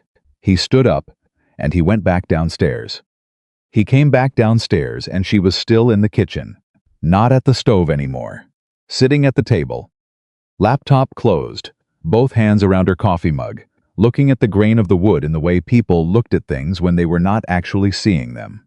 She heard his footsteps and looked up, and he saw something in her face that she had not shown him, yet not the directness, not the controlled composure, not the careful presentation, of a woman who had rebuilt herself brick by brick. What he saw was the underneath of all that, the part that was tired of holding the structure up. He sat down across from her, not at the far end of the table, across from her close, where the conversation would have to be real. "Zoe's asleep," he said. "Good." She looked at her mug. "She needs the rest, Avery." She looked up. "I came back downstairs," he said. "You know why I came back downstairs?" She held his eyes. "I know." "Then let's not do the thing where we talk around it." Something in her face shifted the particular softening that happened when a person had been braced for the careful version and received the direct one instead. She set her mug down, folded her hands on the table, looked at him the way she looked at everything she had decided to take seriously. "Okay," she said. "Talk." "I haven't felt something real in 4 years," Marcus said. "I want to be honest about that. I've been very good at not feeling things, at building a life that runs without needing to feel things. And this week you walked into this house and the whole system started having problems." She did not smile. She kept looking at him. "What kind of problems?" "The kind where I know exactly what I'm doing, and it keeps not being enough of a reason to keep doing it." He set his hands flat on the table. "The kind where I make 2 cups of coffee at 6 in the morning and it's not about the coffee." Her jaw moved slightly. She was controlling something. "I'm not telling you this to put something on you," he said. "I know your life is starting over. I know you've got a new job and a new city and 2 years of rebuilding that you're not finished with. I know all of that. I'm telling you because you asked me on Saturday night if I run away when things matter. I told you the truth that night. I'm telling you the truth now." She was quiet for a long moment. Then she said, "I called my sister before dinner." He waited. "I told her I was staying in my friend's brother's. I told her I was staying with someone, and that something had happened I wasn't expecting."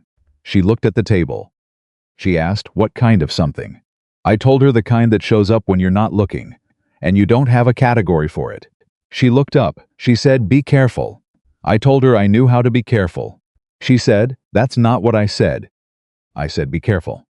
Which means don't use being careful as a reason to not let it be real. Marcus looked at her. "My sister's smarter than me on most things," Avery said. "So what are you saying?" She held his gaze. "I'm saying I've been careful for 2 years. I've been measured and deliberate, and I have made every decision based on what I could afford to lose.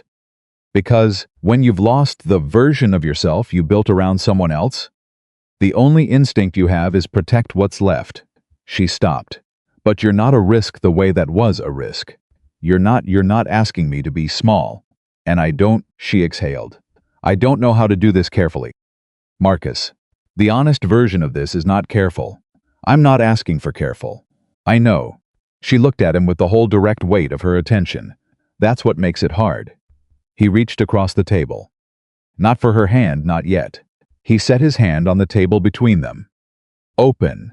The way you made space for something without demanding it fill the space." She looked at his hand. She looked at him. She put her hand over his. He turned his hand over so their palms met. And they sat like that in his kitchen at 10:30 on a Monday night. The sick child asleep upstairs. Daniel's question still in the air somewhere. And the soup smell still faint in the warm kitchen.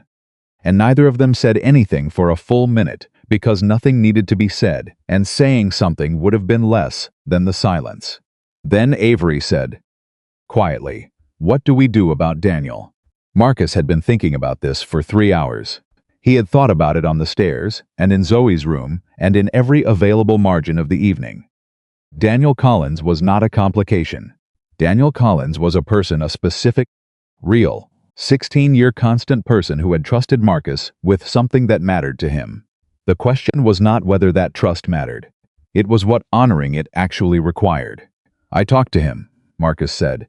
"Tomorrow. Before you move. He's going to have a reaction. He's allowed to have a reaction. And if the reaction is Marcus, I can't have this. You're my best friend, and she's my sister, and this is too close." "Then I hear it," Marcus said. "All of it. And I tell him the truth." "What's the truth?" He looked at her. "That I'm not asking his permission. That I'm telling him because he deserves to know. Not because he gets a vote on what you and I decide about our lives." She absorbed that. That's a hard line to hold with someone you love. Yes. Can you hold it? He thought about 16 years. He thought about the week after Vivian died. He thought about Daniel Collins showing up and staying for 4 days and not making it about himself. Not making it a favor to be repaid. Just being there. He thought about what it meant to love someone enough to tell them something they didn't want to hear. "He'll understand eventually," Marcus said. "Daniel is a good man. Good men adjust when the truth is in front of them. And if he doesn't adjust quickly, then I wait. And I don't compromise the truth while I wait." She was quiet for a long moment. Her thumb moved slightly against his hand. Barely a millimeter. No more, but he felt it completely. "Tuesday is still moving day," she said. "I know. I'm still moving into my apartment. Whatever this is, I need my own space. I need to know I built something in Atlanta that's mine. I wouldn't ask you to stay, even if I wanted to." He looked at her carefully. "Do you?" She met his eyes. "Part of me does. And that part is not the smart part. The smart part knows I need to be in my own place. With my own life. And then choose this from there. Not because there's no other option." "That's right," he said. "You're agreeing with me moving out." "I'm agreeing with you being sure," he said.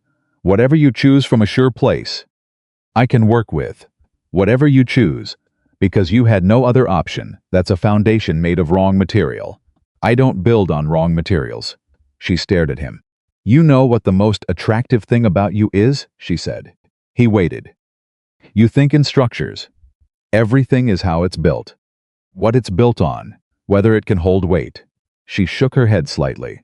"I spent 4 years with someone who made everything up as he went and called it spontaneous. It was exhausting. Everything was temporary and nothing had a foundation, and when it collapsed, there was nothing to point to and say that failed because it was built wrong." She looked at their joined hands on the table. "You build things right. I try. You succeed. She looked up. That matters more than you know. They stayed at the table until past midnight. They talked about things that were not the situation, and things that were about what she was hoping for with the new job. About the Buckhead project Marcus was 2 weeks from completing. About Zoe and the chess player at the park, and the way Zoe cataloged facts in her notebook. They talked the way people talked, when the big thing had been said, and the only thing left was the real life around it. At 12:30, Avery said goodnight and went to the guest room. Marcus sat at the table alone for 10 minutes. He thought about Tuesday. He thought about Daniel. He thought about a woman putting her hand over his on a kitchen table, and the specific weight of that, the realness of it, and how long it had been since anything had weighed like that in his life. He turned off the kitchen light and went upstairs. He checked on Zoe cooler. The fever breaking, breathing easy. He went to his room. He lay on his side, the right side, and looked at the dark and thought about the call he had to make in the morning. Not with dread. With the particular seriousness of a man who understood that the things worth having required the willingness to stand in front of a real conversation and not flinch. He would call Daniel in the morning. Whatever came from that, he would handle. He closed his eyes. He slept. Tuesday started with Daniel. Marcus made the call at 7:15. After Zoe's lunch was packed, and Zoe was eating breakfast, and Avery was still in the guest room, he went to the back porch with his coffee and called Daniel's number, and Daniel picked up on the second ring like he'd been expecting it. Marcus. Daniel. A beat, tell me. Avery moves into her apartment today, Marcus said. Before she does, I want to tell you something. Not ask you something. Tell you. The silence on the line had a specific quality, not angry yet. Not closed, but fully attending. Daniel listening the way he listened when something was important. This week, Marcus said, something happened that I wasn't looking for and didn't plan. I want you to know I didn't pursue it. I want you to know I kept my head where it needed to be. And I want you to know that none of that changed what it was. Marcus. Daniel's voice was careful. Don't. I'm not asking for permission. I'm not giving permission. I'm asking you to think about what you're doing. I've thought about nothing else for 4 days. She's my sister. I know who she is. She just got out of a marriage that wrecked her. She's rebuilding. Daniel stopped. Started again. And his voice had changed, not angry. Something more complicated than angry. She's the most important person in my life. Marcus. Outside of my daughter. She is the person I worry most about getting hurt again. I know that. So how do I— Daniel exhaled hard. How do I hear this from my best friend and be okay with it? How does that work? You don't have to be okay with it today, Marcus said. You're allowed to have feelings about this. I'm not asking you to approve it. I'm telling you, because you deserve to know. Because you're my best friend and you handed me something that mattered to you. And I respect you enough to tell you what's true. Silence. You respect me, Daniel said, slowly tasting the word. And what you're telling me is that you have feelings for my sister. Yes. After 1 week. It wasn't 1 week. Daniel. I've known her for 3 years. This week was just the first time we were in the same space, long enough for it to be what it actually was. Another silence. Longer, this time. Marcus drank his coffee and waited, and did not fill the silence. Because Daniel needed the silence, and Marcus was a man who respected what other people needed. Daniel stopped. Does she feel the same way? Yes. A sound, not quite a laugh. Not quite the opposite. Something in between. Of course she does. A pause. Of course she does. Because Avery does not do anything halfway. When she decides something is true, she decides it completely, and then she lives there. He paused again. That's what scares me. It's not a fragile thing. Daniel. How do you know? Because she is not a fragile person. She knows her own mind. She always has. Marcus held the phone steady. She's your sister, but she's also herself. Completely herself. And she deserves to be treated like the second one as much as the first. The longest silence yet. Marcus waited. He heard Daniel breathing. Heard the particular sound of a man working through something real. Not performing the working through, but actually doing it. If you hurt her, Daniel said finally. Quiet. Complete. We are done. 16 years and whatever else we are done. You understand me. I understand you. And I'm not saying yes to this. Marcus, I'm not blessing it. I'm telling you I heard you. There's a difference. I know the difference. I need time. Take what you need. Don't rush me. I won't. Another exhale. She knows you're calling me? She knows. What did she say about it? Marcus thought about the kitchen table. The hand over his. The thumb moving 1 millimeter. She said you were allowed to have a reaction. Something shifted in the sound of Daniel's breathing. A small shift, the kind that happened when someone received information that reorganized the situation slightly. That sounds like her. It does. She's always been the reasonable one, Daniel said. And there was something in his voice now that was not anger and not approval, but something that lived between the two: love for his sister. Complicated and present and real. Even when she's doing something I'm not sure about. She's the reasonable one. She's one of the most reasonable people I've ever met, Marcus said. Silence. Then, you actually mean that? I wouldn't say it if I didn't. Daniel was quiet for a long time. Marcus listened to the Atlanta morning, a car on the street. A bird somewhere, the particular ambient sound of a neighborhood waking up, and he held the phone and let Daniel have the time. Okay, Daniel said finally. Okay. I need a few days. Marcus. He stopped. I don't know what I need. I'll call you. Okay. Don't read anything into it when I don't call for a few days. I won't, Marcus. Yeah, you're my best friend. A pause. That doesn't disappear because I'm upset.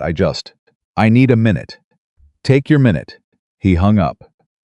He stood on the back porch and finished his coffee and looked at the yard and breathed.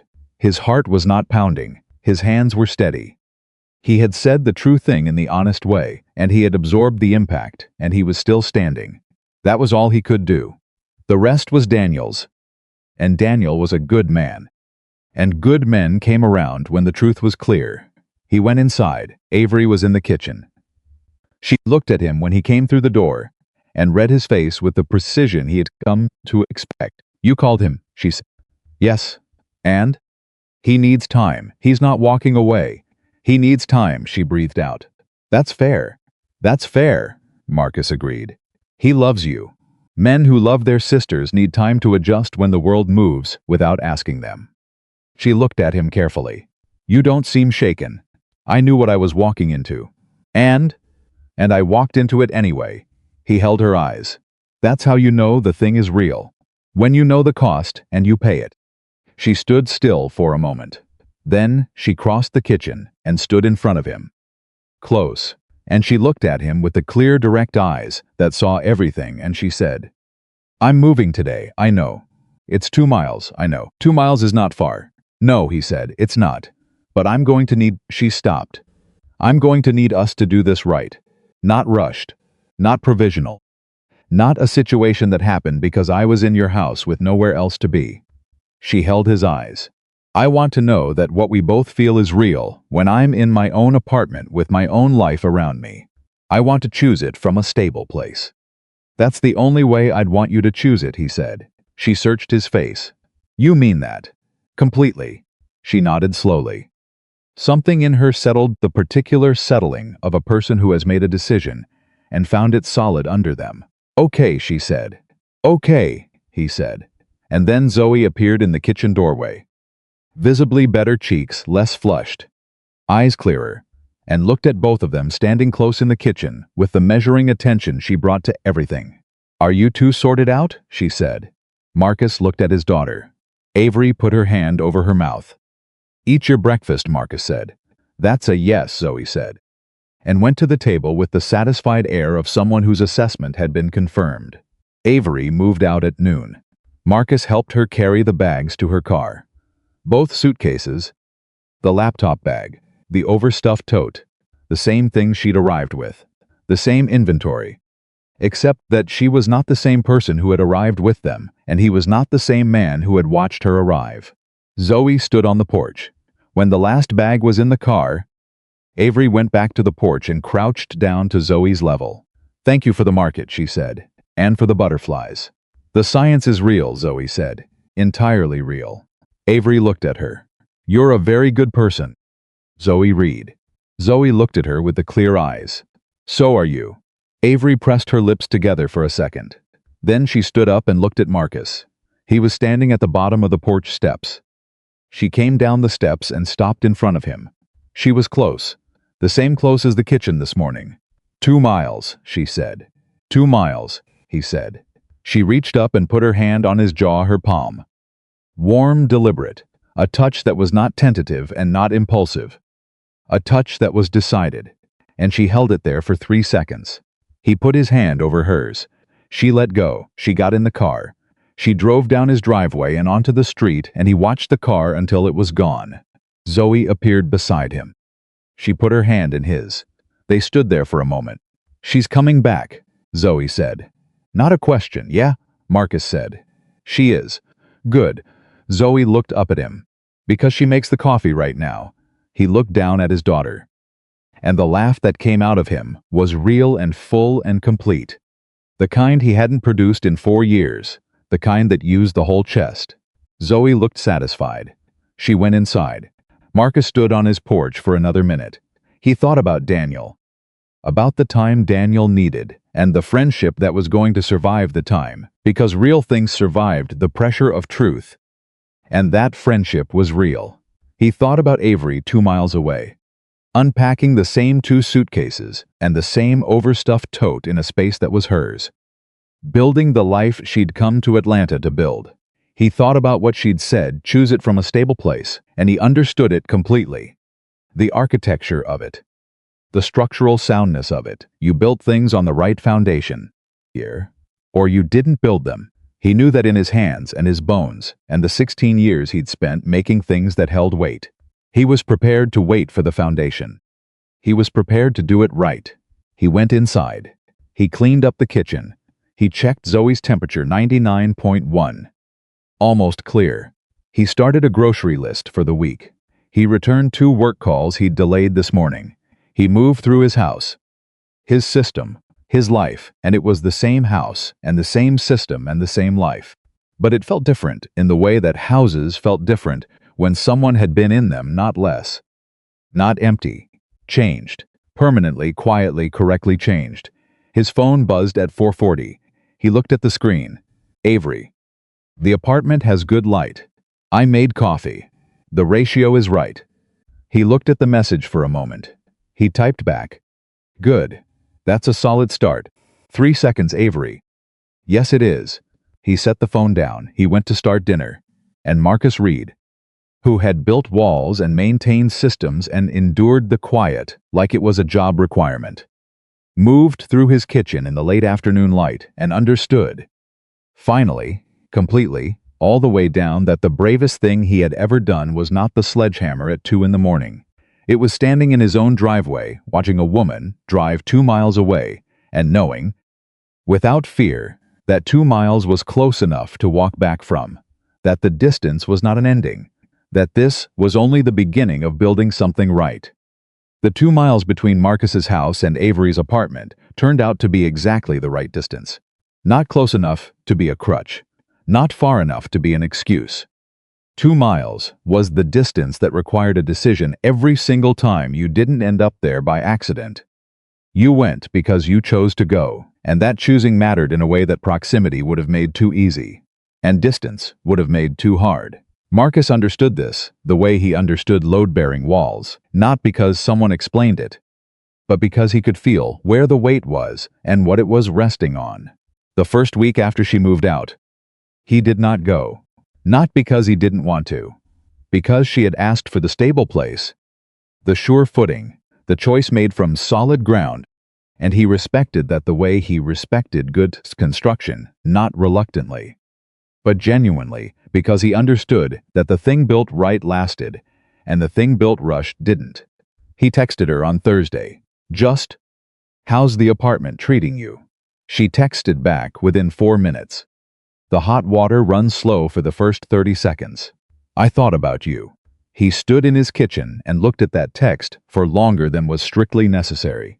He typed, "Mixing valve. Easy fix. Let me know if it bothers you." She sent back, "I'll let you know." He put the phone down and went back to work and did not examine the specific warmth that had taken up residence somewhere behind his sternum since Tuesday, because examining it would have required admitting how completely it had reorganized him, and he was not ready to do that accounting yet. Zoe asked about Avery on Wednesday, Thursday, and Friday with the patient persistence of a child who had decided something and was waiting for the adults to catch up. On Friday, she said, "Are you going to see her this weekend?" Marcus looked at his daughter across the dinner table. "Why?" "Because you made the good pasta last night, and there was extra, and you put it in a container, and you don't do that unless you're thinking about giving it to someone." He looked at the container on the counter. He had not consciously registered doing that. "I might stop by," he said. "With the pasta," Zoe said. "Possibly." "Zoe." "Just go," she said, with the exasperated patience of someone managing a situation that should have resolved itself 3 days ago. "She made the soup. You bring the pasta. That's how it works." He looked at his 7-year-old daughter, who was apparently running a clearer read on the situation than he was. "Eat your dinner," he said. "I'm eating," she said. "And you're going tomorrow." "With the pasta." He went Saturday. "With the pasta." Avery opened her apartment door and looked at the container in his hand and said, "Is that the red sauce?" "Yes, come in," she said, and stepped back, and he crossed the threshold into the space she had built for herself. In 2 weeks, her furniture, her books arranged in the order she'd arranged them, her coffee maker on the counter with the ratio written on a sticky note on the cabinet above it, her space in the way that spaces became yours when you actually inhabited them rather than just occupied them. She looked good. She looked the specific way a person looked when they were living inside a life they had chosen, not effortlessly happy, not performing anything, just present inside the right circumstances. "The hot water still slow?" he asked. "I timed it. 34 seconds. "I can fix that, I know you can." She took the pasta from him and went to the kitchen. "Stay for lunch." It was not a question. "I have Zoe at 3, he said. "It's 11. Sit down." He sat down at her kitchen table. He watched her move through her kitchen with the same efficiency she'd brought to his no performance, just competence and comfort in equal measure. She heated the pasta and got 2 plates from the cabinet and poured water and moved around the small space like she'd always lived there. She hadn't, but she looked like she had. That was the thing about Avery Collins, she inhabited things fully, or she didn't inhabit them at all. "How's Zoe?" she asked, not turning around. "Fully recovered. Back to full capacity, including opinions. Is she still cataloging the chess player's strategy?" She found a YouTube channel. "I've been told the knight is the most democratic piece because it doesn't move in straight lines." Avery laughed at the stove. "The complete kind. The kind that used the whole thing. That's remarkable. She's been remarkable her whole life." "I'm still catching up." Avery set the plates on the table and sat across from him. And they ate the way they had eaten in his kitchen, naturally, without filling every silence, 2 people who had established that the silences were safe. "Daniel called me Tuesday," she said. Marcus looked up. "He asked how I was," she said. "Not about you, about me. How the apartment was. How the job was going. Whether Atlanta felt like the right move." She twirled her fork. Classic Daniel opening move, establish the neutral ground first, and then he asked if I knew what I was doing. She met Marcus's eyes. "With you." That's what he meant. "What did you tell him?" "I told him I was 32 years old, and I'd learned the hard way what not, knowing what you're doing looked like. I told him this was different." A pause. He was quiet for a while. What did he say when he wasn't quiet anymore? He said, "And I want to be exact here," he said. "Marcus is the best man I know outside of my father." And then he said, "Which is exactly why this is complicated." And then he didn't say anything for another 40 seconds. Marcus set his fork down. "That's Daniel doing the math. I know, I've watched him do the math my whole life." She looked at her plate. Then he said, "Okay, just okay?" He said, "Okay."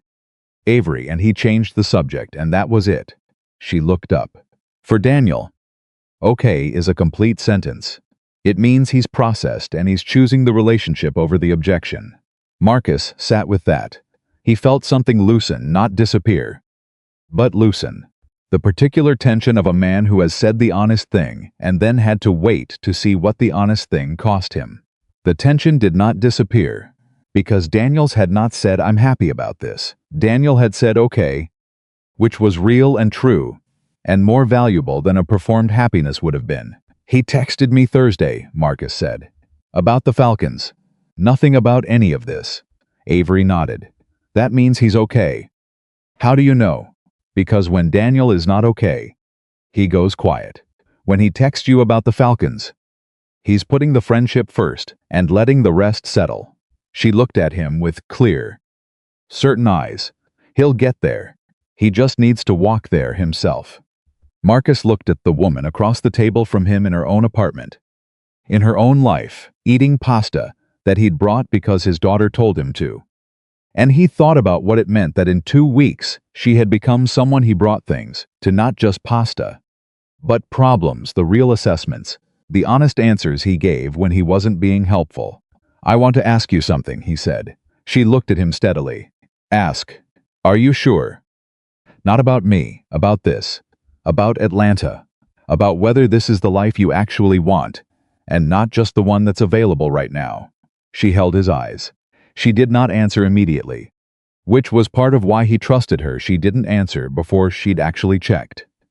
"6 months ago," she said slowly, "I was in Charlotte, in an apartment I'd moved into, because it was 3 blocks from the lawyer who was handling my divorce. And I was eating takeout alone 4 nights a week, and measuring my progress by whether I'd cried that day." She folded her hands on the table. "I'm not there anymore. I'm in a city I chose, with a job I fought for 2 years to get, in an apartment with furniture I picked because I liked it, not because someone compromised with me about it." She held his eyes. "And I'm sitting across a table from a man who brought me pasta. Because why did you bring me pasta?" "Marcus? Because Zoe told me to." She smiled. "Why did Zoe tell you to?" He held her gaze. "Because she knows I've been thinking about you all week and I needed the push." The smile changed. It became something quieter and more complete, the kind that was not for anyone else. "I'm sure," she said. "This is the life I want. You're part of the life I want. Those are 2 separate true things that happen to fit together," he breathed. Okay, she said. They finished the pasta. He fixed the mixing valve before he left. It took 20 minutes, and the tools he kept in his truck, and when the hot water came up in 18 seconds instead of 34, she stood in the bathroom doorway and looked at him with an expression he had no word for, except right. "You didn't have to do that today," she said. "I was here," he said. "It needed doing." "Marcus Reed," she said, very quietly, with something in her voice that was complete and certain. "You are the most quietly significant person." He didn't answer that. He put his tools away and said he'd see her, and she said, "Yes, you will," and he drove home to pick up Zoe, and the house felt the way it had felt since Tuesday, different from before. Changed in the right direction, shaped around something that had not been there before, and was now simply there. 3 weeks passed. The weeks were ordinary in the way that the best things were ordinary, textured with real life, with the specific friction of actual days. Marcus finished the Buckhead renovation and started 2 new contracts. Zoe had a school presentation on inventors that she researched with the methodical intensity she brought to everything and delivered, according to her teacher, with complete composure. Daniel called on a Tuesday and talked for 40 minutes about nothing relevant, and did not mention Avery, and did mention that he was coming to Atlanta for a long weekend in December and expected Marcus to have time. Marcus said he'd make time. That was the moment he knew they were going to be fine. Not because the hard thing hadn't happened. Because the friendship was bigger than the hard thing, and Daniel Collins knew it, and Marcus Reed knew it, and neither of them needed to make a speech about it. He and Avery had dinner on Wednesday evenings. This had started as a loose thing, her suggestion, casually delivered. That Wednesday was her dead night, and she tended to cook too much. And Marcus had said he could bring Zoe. She had said yes. Bring Zoe. So Wednesday evenings became the 3 of them at Avery's table, or sometimes at Marcus's, and Zoe treated this development with the satisfied composure of someone whose prediction had been vindicated. Zoe had started teaching Avery chess. Or rather, Zoe had started learning chess from the YouTube channel and decided Avery needed to learn at the same time. And they studied the night together with the focus of two people who had both decided that patterns mattered and intended to understand them completely. Marcus watched them at the kitchen table with the board between them and thought about the 7-year-old who had asked on day one whether Avery liked animals and had apparently decided, with the certainty children reserved for the things they knew, that this person was going to be in their life. He had underestimated his daughter. He would not do that again. On a Friday in November, 6 weeks after Avery had moved into her apartment, Marcus came home from work to find a voice message from a number he didn't recognize. He played it standing in his kitchen. Work jacket still on, keys in his hand. It was Avery's ex-husband, not the nervous, reaching back call she'd told him about in week 1. This was different. The voice on Sasaj was controlled in the way that meant someone had rehearsed what they were going to say, measured cadence, careful word choices, the performance of reasonableness. He said he was going to be in Atlanta next week for work. He said he'd like to have coffee with Avery. Just to talk, nothing complicated. He thought they could be adult about it. He said if Marcus could pass along the message, he'd appreciate it. Marcus listened to the message twice. He stood in his kitchen for a moment. Then he called Avery. She picked up on the second ring. "Hey, I got a message," he said. "From your ex-husband. He's coming to Atlanta next week. He wants to have coffee with you.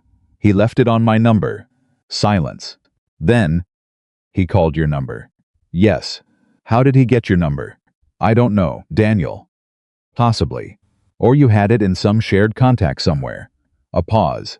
"Avery. He called my number and asked me to pass a message. I want to tell you exactly what that is. And then I want to hear what you want to do, and whatever you decide I'll support." She was quiet for 3 seconds. He counted. "He called your number," she said again. And her voice had shifted, not frightened, not even angry yet. Something more foundational, the specific sound of a person recognizing a pattern. "He's testing," Marcus said. And he said it plainly, because she didn't need it. Softened. "He found out you're not alone here, and he wants to know what he's working with." "He doesn't get to know what he's working with," she said. "No, he doesn't. I'm not having coffee with him." "Okay. I'm not," she stopped. He heard her breathe. "He spent 4 years deciding what my life was allowed to look like. He does not get to walk into my city and run that same play." "No," Marcus said. "He doesn't. I'm going to call him and tell him not to contact me or anyone connected to me." A pause. Is that okay with you?" "The connected to me part?" "Avery." He said it steady. "You don't need to ask me if it's okay to protect yourself." She was quiet for a moment. Then, with the particular sound of something settling, "I keep forgetting that's allowed." "It's allowed," he said. "Always." He heard her breathe. Then, "Thank you for calling me immediately. There was no other version of this," he said. "You hear things that affect you the second I know them. That's not complicated." She made a sound small. Almost nothing, but he heard it. "Okay," she said. "I'm going to make that call. Call me after if you want." "I will." She hung up. He stood in his kitchen. He thought about the man on the voicemail, the careful voice, the performance of reasonableness, the choice to call Marcus's number. He thought about what that choice communicated. That someone had told him Avery was not alone, and he'd calculated that reaching Marcus was a way to establish presence in her new life, to insert himself through the connection, to make the new thing feel smaller by surrounding it. He understood the move. He was not moved by it. What he felt was something clean and clear, and without performance, the specific quality of a man who knew what he was standing next to, and had no confusion about where he stood. Avery Collins was not a situation to be managed or a variable in someone else's calculation. She was a person who had rebuilt herself from the foundation up and was standing fully inside a life she had chosen. And the man on that voicemail had not built anything in her life. He had only taken from it. Marcus Reed built things. He put his jacket on the hook and went to start dinner. Avery called back 40 minutes later. "Done," she said. "How did it go?" "I told him not to contact me. He said he just wanted to talk. I told him we had said everything there was to say when I signed the papers. He said he'd been thinking about Atlanta and whether it was really the right move for me. She stopped. That was when I told him that what was right for me was no longer a question he got to have opinions about, and that I'd appreciate it if he understood. This was the last time I'd be explaining that. Good. He said I sounded different. You are different. I know. A pause. He said Atlanta must be agreeing with me. What did you say? I said yes. And I hung up. She was quiet for a second. Marcus, yeah. Thank you for not making this bigger than it needed to be. It didn't need to be bigger. Some men would have. She stopped. Some men would have made it about themselves. About territory. About proving something. I'm not proving anything, he said. I'm just in your corner. That's a different thing. She held the phone for a moment. He heard the particular quality of her silence, not empty. Full. The kind that contained something she was deciding whether to say. Then she said, "Can I come over tonight? I'll bring the chessboard. Zoe and I are in the middle of something." Yes, he said, we'll bring. You don't have to, Marcus. Yeah, let me bring food. He smiled. Come at 6. She came at 6, with Thai food and the chessboard, and a specific energy he recognized now, the energy of a person who had just done something hard and right, and was ready to be somewhere that felt solid. Zoe was at the table doing homework and looked up when Avery came in and said, "Did you study the bishop?" "I did," Avery said, knitting the food down. "Because I found something." "Show me after dinner." "I'll show you now." "Zoe," Marcus said. "1 minute," Zoe said. Already getting the board. "It's important. The bishop is not limited. It's just committed. It only moves diagonally, but it goes as far as it wants in that direction. That's different from limited. That's focused." Avery stopped setting out the food. She looked at Zoe. She looked at Marcus. He looked back at her. "Your daughter," Avery said. Very quietly. "Just describe 2/3 of the people at this table." He held her eyes. "Focused," he said, "not limited." She held his eyes for a long moment. Then she turned back to the food. "Eat first," she told Zoe. Then the bishop, they ate. They played chess. "Zoe," explained the bishop, with the focused certainty of someone who had unlocked a system and intended to be understood. And Avery listened with her whole attention and asked the right questions. And Marcus watched his daughter and this woman at his kitchen table and felt the specific weight of it, not the dramatic weight of something new, but the settled weight of something that had found its shape. This was what it felt like. Not the beginning version, not the careful distance version, not the week in the guest room with all its unspoken things. This, Tuesday pasta, and Wednesday dinners, and a phone call made immediately with no other version of it. And a woman who brought Thai food and a chessboard and sat at his table like she had a seat here. Because she did. Because they had both decided she did. Zoe went to bed at 8:30. She said goodnight to Marcus and then turned to Avery and said, "Very matter of fact, you should just stay." Avery looked at her. "Not in the guest room," Zoe clarified, with the precision of a child who intended to be understood. "You can have the good room. The one where the light comes in, right." Marcus pressed his hand flat on the counter. Avery looked at Zoe for a long moment. Then she looked at Marcus. He was already looking at her. "Go to bed." "Zoe," he said. "That's not a no," Zoe observed. "Bed." Zoe went to bed with the composure of someone who had accomplished what she came to do. The kitchen was quiet. Avery stood on one side of the counter. Marcus stood on the other. The chessboard was still on the table. The Thai food containers were on the counter. The lamp over the sink was the only light. The same lamp that had been on the last sushi she'd been in this house. The Sunday before she moved. "She's not wrong," Avery said. Marcus looked at her. "About the light," Avery said, "in the good room. It does come in right." "I know," he said. "Marcus, yeah." She came around the counter. She stood in front of him, the way she'd stood in the kitchen in week 1. Close enough that it was a choice, and she looked at him with the clear, direct eyes that had been seeing him. Actually seeing him. Since the moment she walked through his door carrying 2 suitcases and a tired smile that turned out to be less tired than it looked. "I'm done choosing carefully," she said. "I've had the stable ground. I've had the own apartment. Own life, own space. I've been choosing from the sure place. the way I said I would. She held his eyes. And from the sure place, I choose this. I choose you. I choose Zoe and the good pasta and Wednesday chess and the coffee with the right ratio. She stopped. I choose the right side of something real. He looked at her. He thought about the question she had asked the first night in the guest room doorway, which side is yours, and the way it had arrived like a stone, dropped into still water, and the way the rings had been spreading ever since. Through every conversation, and every kitchen morning, and every honest thing said in the dark. Until here, right here. The rings had reached the edge. He put his hand on her face. She leaned into it. Avery Collins, he said. Marcus Reed, she said back. I've been on the right side my whole life, he said. But I've been on it alone, she looked up at him. I'm done being on it alone, he said. She put her hand over his on her face, the same gesture, the same warmth.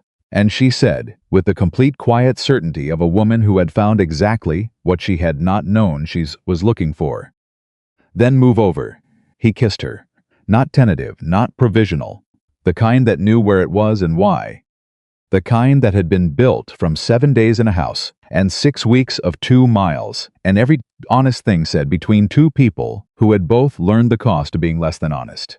When he pulled back, she was looking at him with the clear eyes and something in them that was not new, but was finally without the wall in front of it, just the thing itself. Clean and present and real. The guest room, he said. That's where it started. No, she said. It started in the guest room doorway when I asked the question, which side is yours? He said it the way she had said it that night, direct.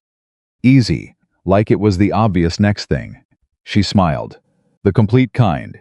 And now I know the answer. You did then, he said. You just wanted to see what I'd do with it. She looked at him with the look that meant he was right, and she was not going to confirm it directly. He understood. They stood in his kitchen in the lamplight, and the chessboard was on the table, and Zoe was asleep upstairs, and Daniel Collins was in Charlotte, adjusting at his own pace toward the okay that was already inside him. And 2 miles away, an apartment held furniture chosen freely, and a coffee maker, with the right ratio on a sticky note. And none of that was going anywhere. It was all just true. It was all just the life that two people built when they stopped being careful and started being honest. Marcus Reed had spent 4 years being very good at the quiet. He had built systems against it and routines around it, and he had endured the right side of it with the patience of a man who believed that patience was the same as acceptance. He understood now that they were not the same. Patience waited. Acceptance decided. He had accepted something the night Avery Collins stood in the guest room doorway and asked a question that had nothing simple about it. He just hadn't admitted it until now. And Avery Collins, who had spent 2 years getting larger again, reclaiming the size that a small life had tried to take from her, was standing in his kitchen, choosing the right room because she had earned the certainty to choose it. And because the man she was choosing it with had never once made her feel like the wrong size. This was not the guest room story. The guest room was just the door. The story was everything that walked through it, every honest conversation, and every quiet morning, and every choice made from solid ground. Until two people who had both believed they had missed their window discovered that windows only close if you refuse to reach for them. Marcus Reed had reached. Avery Collins had reached back. And the house that had been quiet for 4 years was quiet in an entirely different way. Now not the quiet of absence, but the quiet of enough. The quiet of two people in the same room who had nothing left to pretend, nothing left to manage, nothing left to survive. Only this, only each other, only the right side of something true. And both of them finally willing to be on it together.